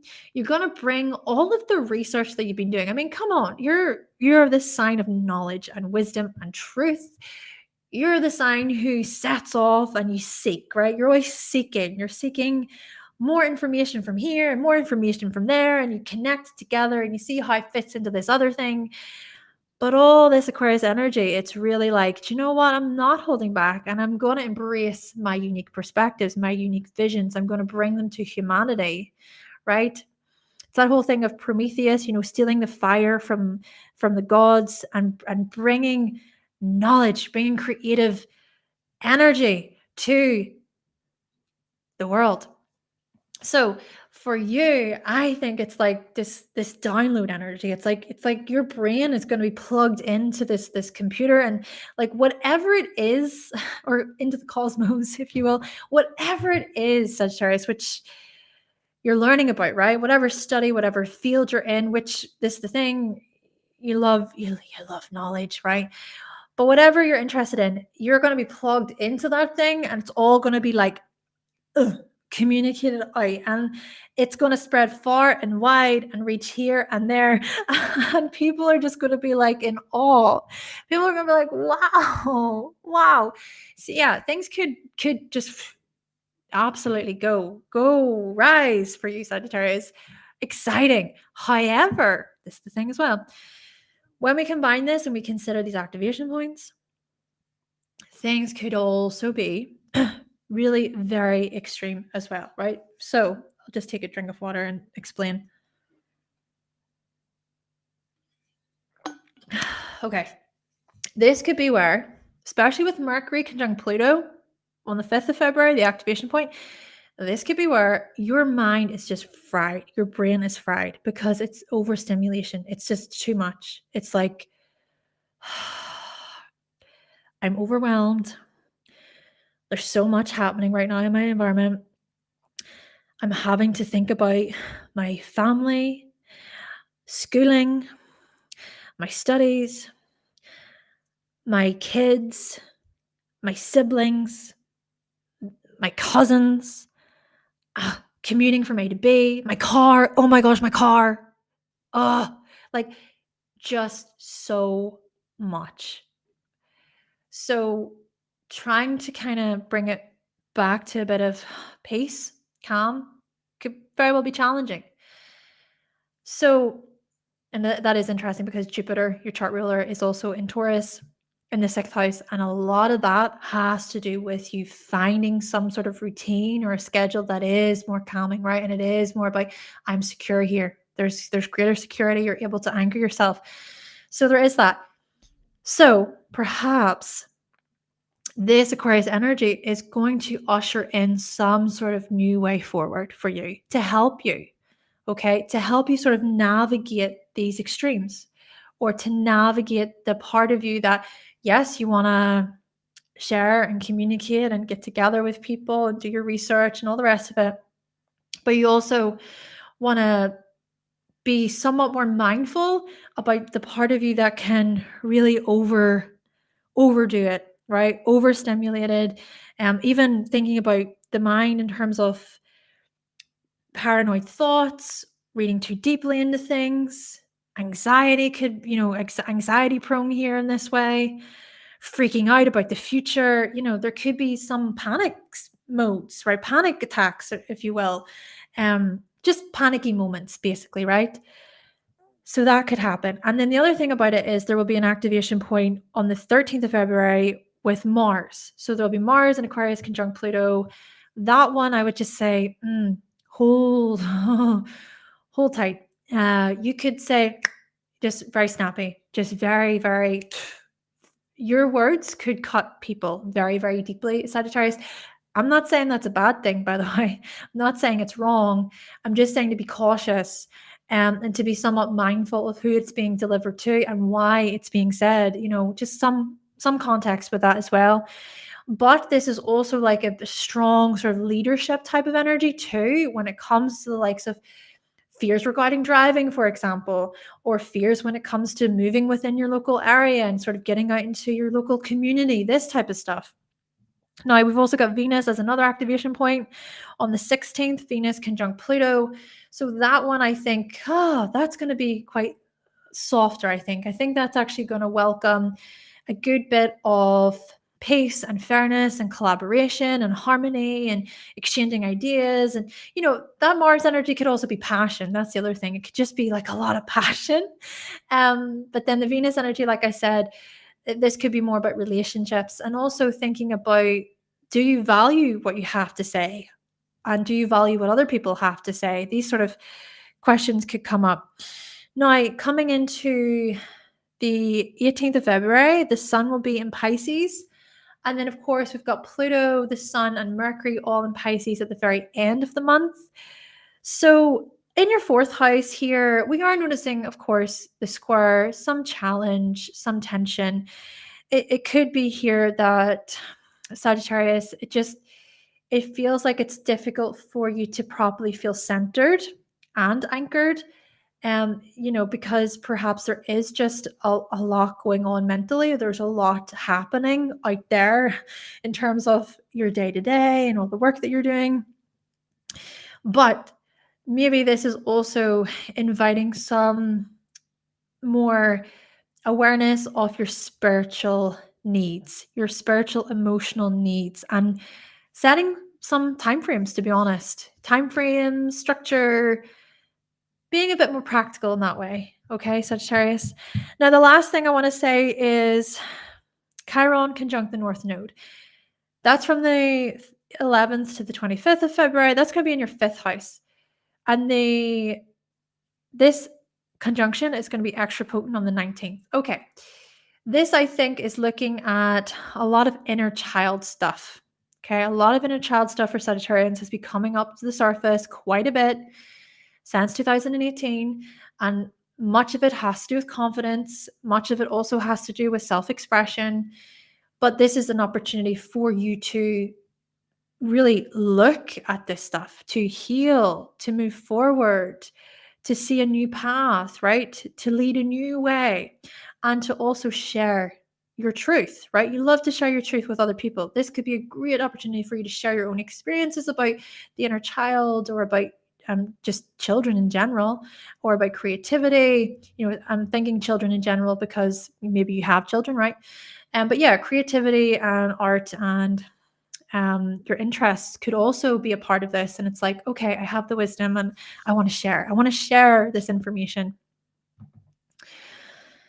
So Capricorn. All right, Capricorn. So we've got a lot of this energy happening in your second house. So interesting. Very interesting. So with Aquarius in your second house, Capricorn, my gosh, well, this is the thing about business. I'm just going to say this. Capricorn, you're a sign of business, right? So when it comes to business, what is so, so important, and I cannot express this enough, it is having the ability to see what other methods are available. It's having the ability to adjust. It's having the ability to adapt. And you know more than anyone what that requires, okay? You have this way about you of being able to predict um, sudden events. And I know sudden events are still unpredictable, and that's why they're unpredictable, and that's the whole point of the surprise, etc. But there is just something about you, I think, Capricorn, that's quite realistic and practical, and is able to use some foresight in this regard and prepare, right? You prepare to the very best of your ability. Of course, you can't prepare for everything in life, but you prepare for the storm. You prepare for the storm before it comes, because you can sense that it's coming. And this right here, I would just want to say, Capricorn, is the storm. And I don't say that in like a super negative way. Of course, this could be a challenging way for many Capricorns, where, February could be like oh my gosh, it's just one thing after the other when it comes to this bill and that bill. And I'm having to worry about my spending here, am I earning here, am I budgeting here? Oh my goodness, right? Okay. But this could also be where it's like you have been quite mature and responsible, and you have plans. You've put in a lot of work and you've showed a lot of dedication already. And so when there is a possible change or a sudden redirection of events, turn of events, you're like, got it covered. I got it covered. I budgeted it into my list last week. It's on my spreadsheet. I've got it. So I just think for Capricorn, Pluto has been, it's like Pluto has been a blessing in disguise for many Capricorns, I think, because whilst Pluto looks at, destruction and upheaval and crisis and emergencies, really showing up when it comes to your life path and your direction and your goals and everything, Pluto has also, in a way, been such a great teacher for you because Pluto has sort of assisted you and it's sort of said, okay, did you learn that? Did when Pluto entered Aquarius in 2013, did you pay attention when Pluto was out of your sign for that short period of time, Capricorn? Could you get a feel for what you had to sort of do in order to be a little bit more prepared for next time? I hope so. And I think so. I think so. This is what I'm getting from this energy. Yeah, back then it was like, oh my gosh, I'm losing my job, I'm losing my income, I'm losing my business, everything's falling apart. But this time, oh no. Oh, I'm secure. Oh, I know what I'm doing. I've got this. Okay. That's what I mean by blessing in disguise. So much renewal here for Capricorns. Wonderful to see it. And I also want to say is Mercury and Aquarius will enter Mercury will enter Aquarius on the 5th of February until the 23rd of February. So there will be this activation. This is great. Let me tell you right now, Capricorn, innovation, innovate. Let me I know I'm being so passionate because I'm so passionate about this. I'm so passionate about what I do. Okay. Innovation, let me tell you, it is incredible because this is great energy for you, Capricorn, because it's like, okay, how can I innovate? And I'm Pluto in Aquarius over the next 20 years for everyone. Innovation is crucial. It's crucial. This is what we're moving to. We're moving to skills. We're moving into a society, into a generation where it is more about upskilling, constantly upskilling. I learned this in a course that I did last year, and I'm passing this information on to you. But this is it. It is about upskilling. It is about getting ahead of the curve. It is about being able to use foresight and being able to kind of predict, right? Astrology is a great example of this, right? Astrology is a predictive tool because astrology is about assessing the cycles that have already been and then using those cycles as a way to kind of predict what could happen in the future. This is what astrology does. And this is the thing for you, Capricorn, is you're going to be able to use your mind in this way, right? You're going to be able to go, okay, I'm gonna see what else I could change here. How I can maybe get a feel for what's to come. Predictive techniques in this way. Right. The other thing I want to say is Mars will act as another activation point on the 13th of February. Mars and Pluto will conjunct there. And Mars will be in Aquarius from the 13th of February until the rest of the month. So this one, it's like time to put your ideas into practice. Now, this doesn't necessarily mean forever, right? This could be just some time of experimenting, right? Experiment, play around with ideas, see what works, Capricorn. See what works when it comes to investments. See what works when it comes to stocks, bonds. See what works when it comes to your earnings, your spending habits, your budgeting, all the rest of it. Just get a feel for what you would like to do.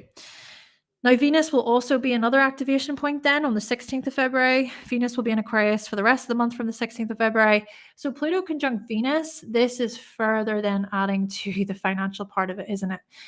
Venus rules money and finances, skills, talents.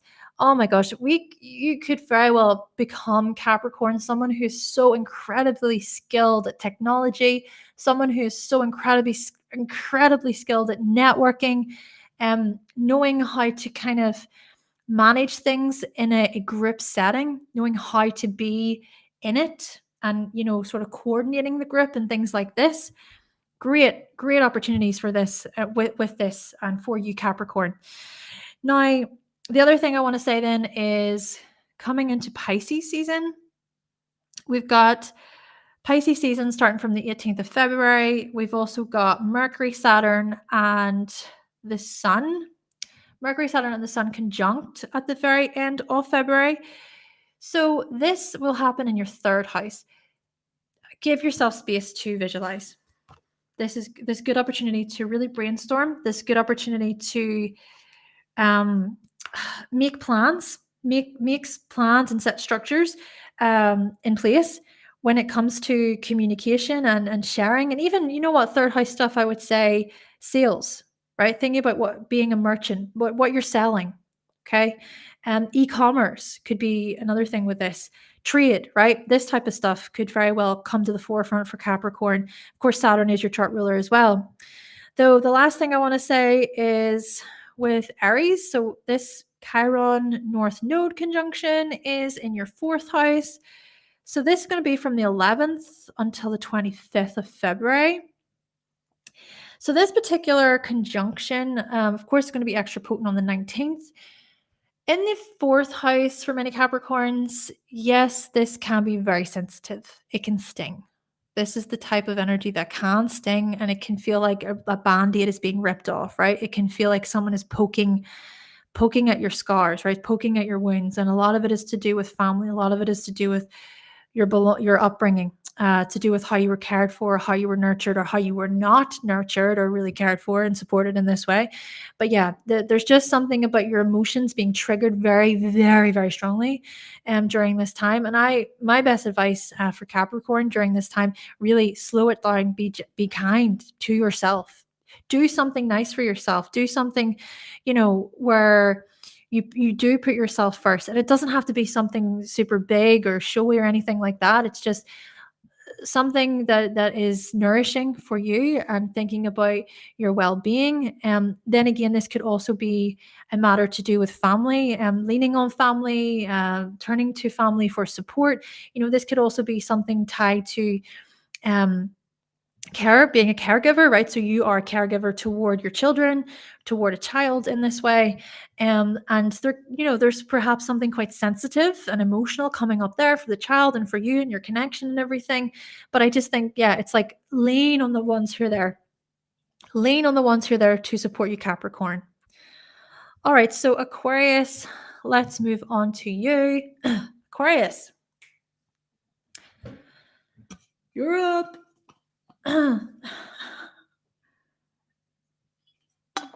Aquarius is up.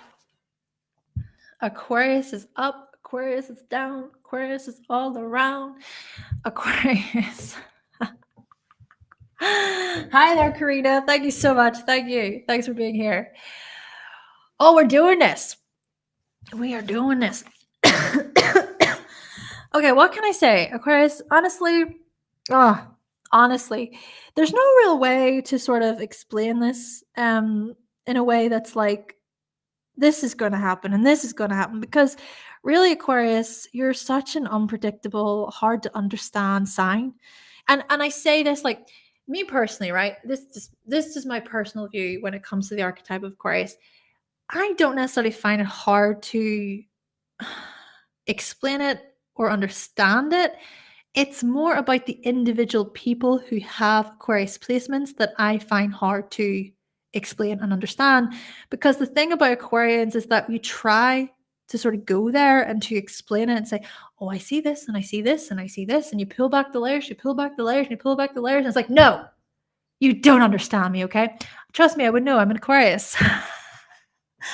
I know from experience, okay? And it happens all the time in my life. It's like, have you ever thought that it might be this? Have you ever thought that it might be that? And have you ever tried this? And I'm like, 2 years or 2 fingers in my ears. I'm going to do what I want anyway.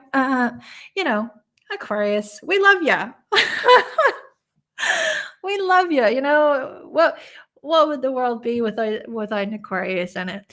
But really, I think that Aquarius, it could just go in so many different ways. It really could. I mean, for some of you, it could be where your whole presence, your whole demeanor, all your mannerisms changes so much. And I say this more so with the fact that Pluto is going to, transit your first house over the next 20 years. And you know the drill. So that could be more of like a slow thing for you.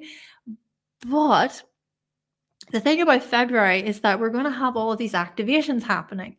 And so with Mercury entering your sign on the 5th of February and being there till the 23rd of February, we're noticing with this activation of Pluto and Mercury, it's like the way that you communicate is going to be so less held back. I think a lot of Aquarians are just going to say the thing and not worry or fear like offending other people. I think many Aquarians at the same time are going to want to defend other people against others who are saying things that are offensive. There's where the hypocrisy comes in, right? Anyway.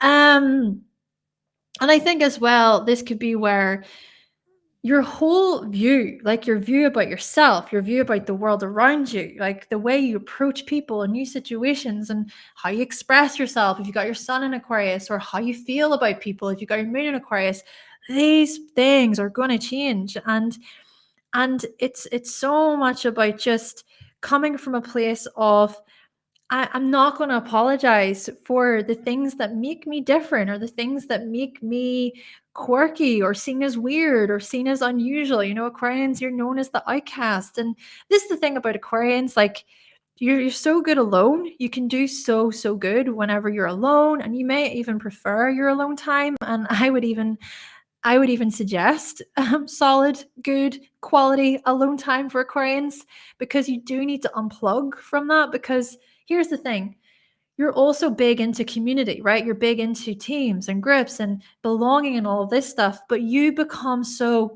like how do I say, attached in, like connected into the frequency. This is what I'm getting. Like this frequency, this flow of energy, the vibrations, like you feel the vibrations, like you feel that pulse, right? The pulse coming from people. And that's why you're so freaking cool when it comes to explaining things, because that it's almost like you you attach to other people in this vibrational way, and you pick up on their frequency and you pick up on their energy, and a part of that can also kind of electrify you, if you will, like that sort of electric wave. But at the same time, you can disconnect like that. You can disconnect. Boom, done. Isn't that I mean, that's pretty cool. I think that's pretty cool. So anyway, all of this is to say that we are going to notice these real notable changes, let's just say, these notable changes when it comes to who you are as an individual when you're alone versus whenever you are with the group, right? Whenever you are around other people. And then we've got this other activation with Mars. So Mars in Aquarius, which will conjunct Pluto on the 13th of February. So this particular activation, I think it's like, I'm determined, I'm a leader, I'm going for it, I've got this, I'm going after my goals. And a lot of this is about your goals toward humanity, your goals toward changing the world, your goals toward community, all of this stuff. Oh my gosh. Whew. But then again, of course, with Pluto energy, we gotta remember Pluto in this, don't we? I mean, this could very well be where it's just so intense. Okay, so intense, so profound. So some balance in this would be useful. And the other thing about it is there's another activation point with Venus, the 13th of February. And this particular activation point, on the 16th of February until the end of the month, Venus will be in Aquarius. But the activation point on the 16th, I think this is looking at your unconscious drives and motivations to do with friendship or to do with relationships, and what you want from a relationship, or what you really value about relationships, and what you value about yourself and correspondence with relationships, you know. So a lot of this independent freedom stuff is going to come to the surface. We're also going to notice this, of course, with Mercury and Mars, you know, because the thing I just want to say with this, I was so busy looking at all of the positive things for you, Aquarius. The other thing about it is that, this could look at some real strong like aggression or misunderstandings, or putting putting what is it, your foot in your mouth, or your foot in it? I can't remember the terminology. That's terrible. But basically just accidentally sort of saying the wrong thing, or coming across as maybe demanding or as domineering. So be cautious of that. Be cautious of this, the bite of like trying to come across as high and mighty, this type of stuff, Aquarius. Be cautious, all right? Try to really consider that, yes, it is about the grip and it is about belonging for you. And you do want to belong, I think, and you care. I think, Aquarians, you care too much at times. But yeah, this could also be where things can become really very intense. And you know what? Even with that intensity, could be the overexcitement, right? Like overexcitement, like I'm so overexcited, like getting really carried away in the moment as well. That could be another thing. Just taking things to the extremes. Basically, this could also be tied to your goals and your ambitions. Now, coming into Pisces season, we've got Sun entering Pisces on the 18th of February, and then we've got Mercury, Sun, and Saturn conjunct at the very end of February in your second house. This one, I think, for Aquarius, this is more so about you just taking some time to reflect, taking some time to go within and to consider, okay, financial stuff, material stuff, how often do I give to people? Can I be charitable in this way? Which can, of course, be beneficial and kind. Of course, Aquarians, you're known as humanitarians. You can give to charity. And this, see, when I say charity, it's not just about literally giving to this could be where you're you're very generous, or you're generous with your time, or you're generous within your business, or you give a lot of things away for free, this type of stuff. So this could be a time where it's like perhaps there's a lot of contemplation happening on your end, but then the Saturn energy at the end of the month, I think it's more so about, okay, what structures need to be put in place here? What foundations need to be set here? So there's maybe healthier limits and healthier boundaries for you when it comes to the likes of spending, earning, this type of stuff, investments, all that. Now, the last thing I want to say with you, Aquarius, is from the 11th until the 25th of February, Chiron conjunct the North Node in your third house. The 19th of February is extra potent. This is so much about communication, right? This is so much about you speaking from a place of certainty. This is about being decisive. This is the decision. I made it. Okay, this is what I want to say. I'm going to say it. You've been working through a lot of this communication stuff over the past few years, since 2018. I have my son in Aquarius, and I can very, very much relate to this. Okay, so this has been a good opportunity for you to really work on your own sort of mental healing in this way, right? Think about your mental health.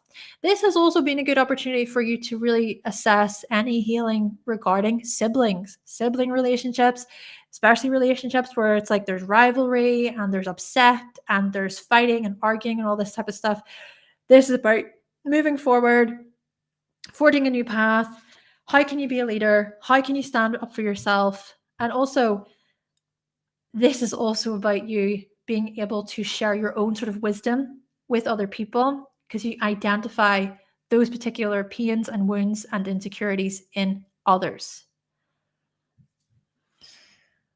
Okay, so Pisces, lastly, Pisces. Thank you so much for being here. We've been here for nearly 3 hours now. Do you know what?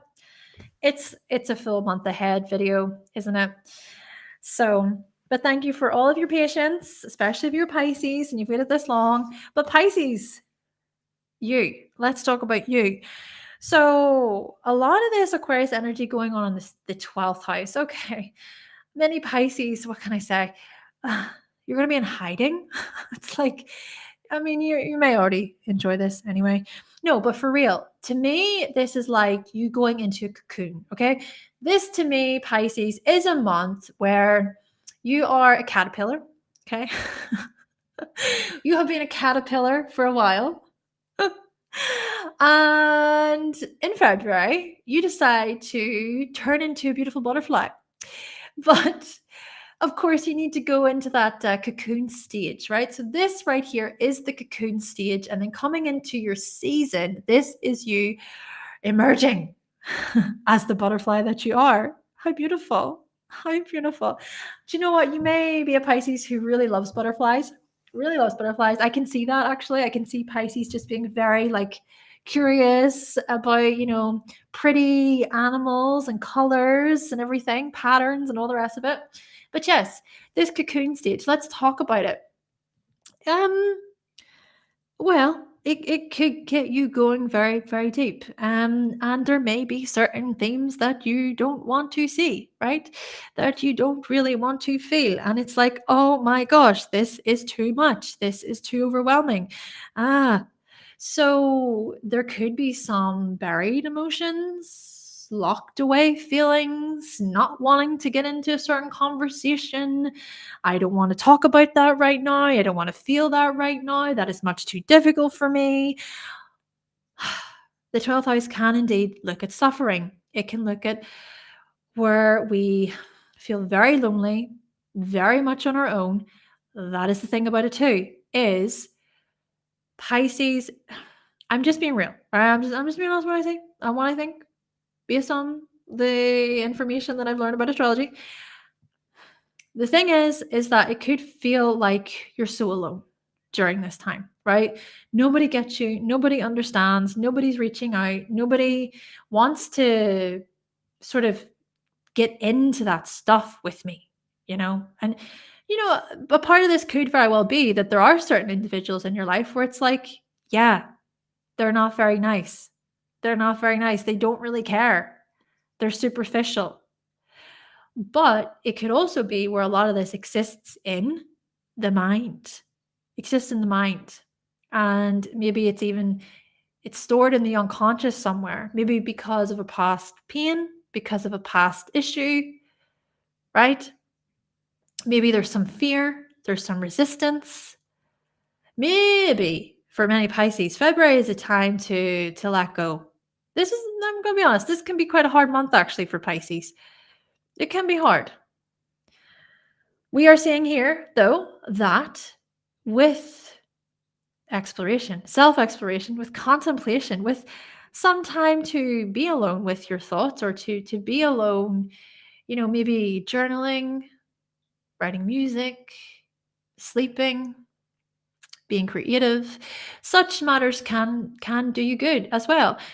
But the thing I want to say with this is just be cautious of not getting enough sunlight, not seeing people enough, right? That could be the thing. You could go to the extremes where it's like you're completely shut away, right? In an unhealthy way. Okay.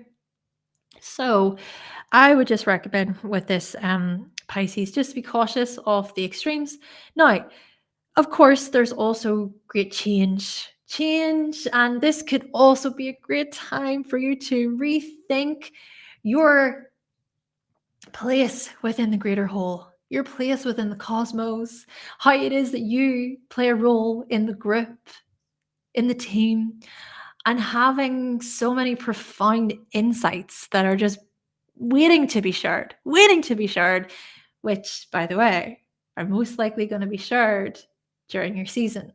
But before we get into that, there's going to be an activation point. So Mercury enters Aquarius on the 5th of February. We'll be there until the 23rd in your 12th. So Pluto conjunct Mercury, okay, that activation point could very well bring up a lot of unconscious fears, okay, possible unresolved traumas or emotional intensity, stuff like that.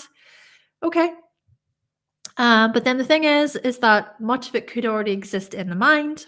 Maybe there's something here about unconscious patterns. Maybe this is also beneficial then to write or to do poetry or to think about how you can let out your emotions through writing or through something communicative. Dance, music, okay, painting, sculpting, whatever. Meditation, yoga, all the spiritual practices, Pisces, all the spiritual practices, we're throwing them at you in February. Now, we've also got Mars and Aquarius, which are conjunct Pluto on the 13th. This is another activation point. Mars will be in Aquarius from the 13th of February until the end of the month. So, yeah, rest. I think rest, healing. I think this is also an opportunity for you to sort of really feel into, like, how would you like to direct your life? How would you like things to move forward? Right? How would you like to see a new way, a new path, to create a new path? Experiment, play around with ideas, see what works.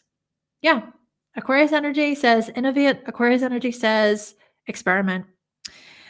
Now, Venus will also enter Aquarius on the 16th in conjunct Pluto, so another activation point for you. Venus will be in Aquarius from the 16th of February until the end of the month.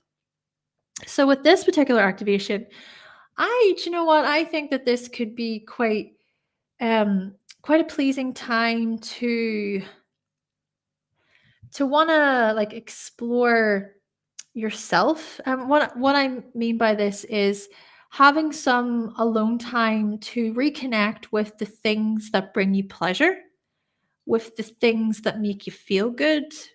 Thinking about art here, kind of already touched on that, but yeah, Venus could be where, okay, time to reconnect with these things and value, right? Reconnecting with value and your worth and how you feel about yourself, and especially through a lens of, okay, how do you show up in the world and how do you sort of see yourself within the greater whole.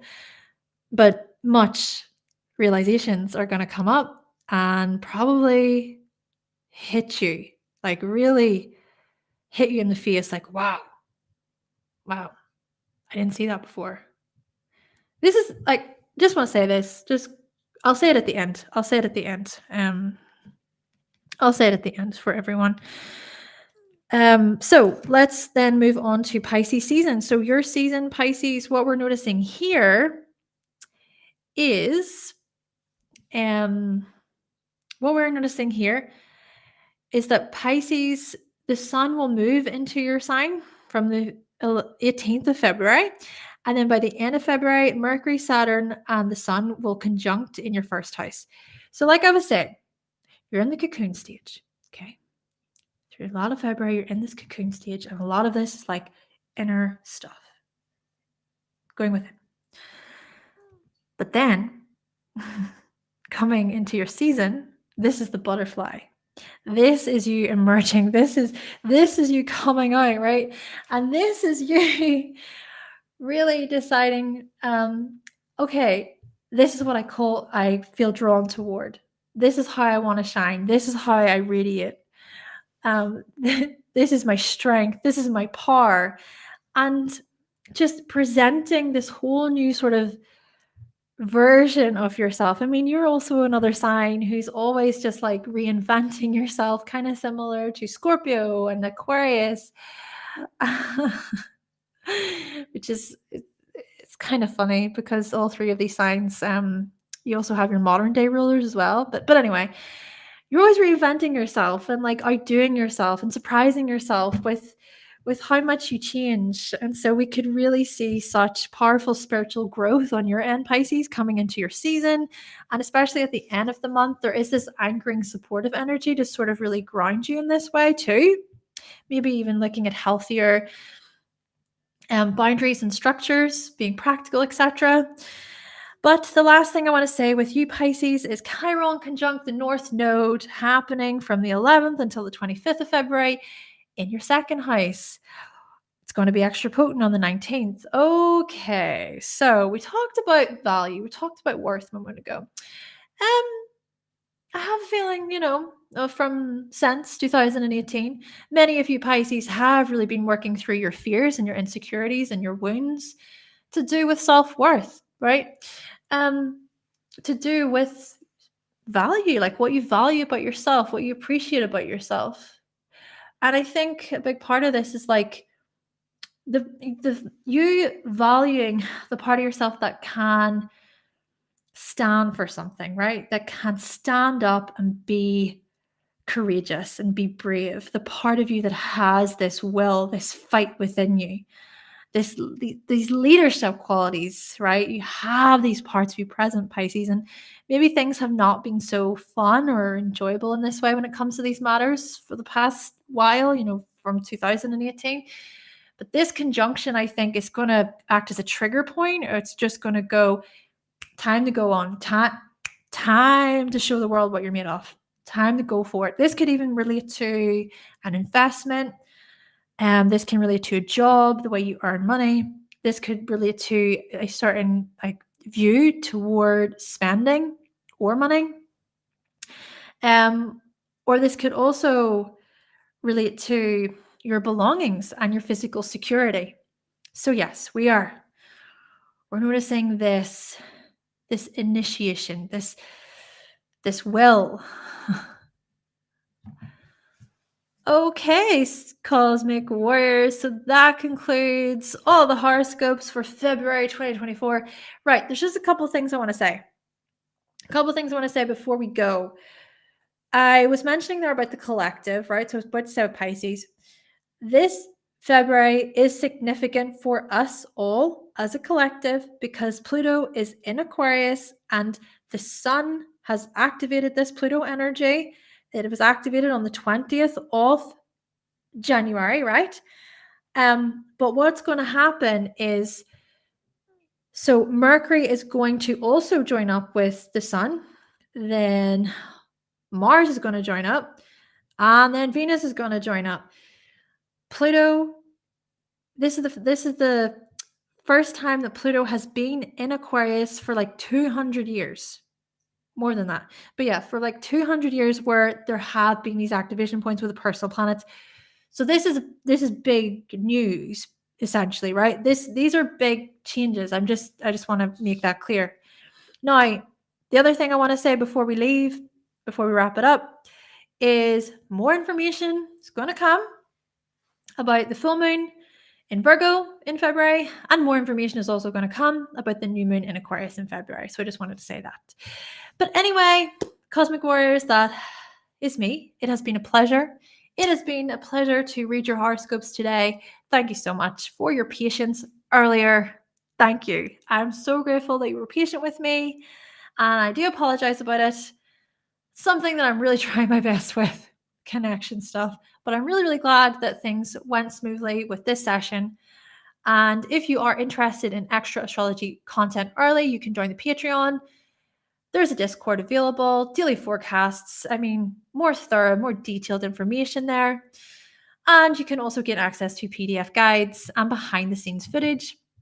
And if you did enjoy your horoscopes today and you enjoyed the forecast for February, if you got use out of it, you can always buy me a coffee, but of course there's no pressure. But yes, the link is in the description, and you can always book a reading with me as well by going to hannahselsewhere.com. Anyway, Cosmic Warriors, thank you so much for being here. Thank you for all of your support. Hope you benefited from your horoscopes, and have a lovely full moon.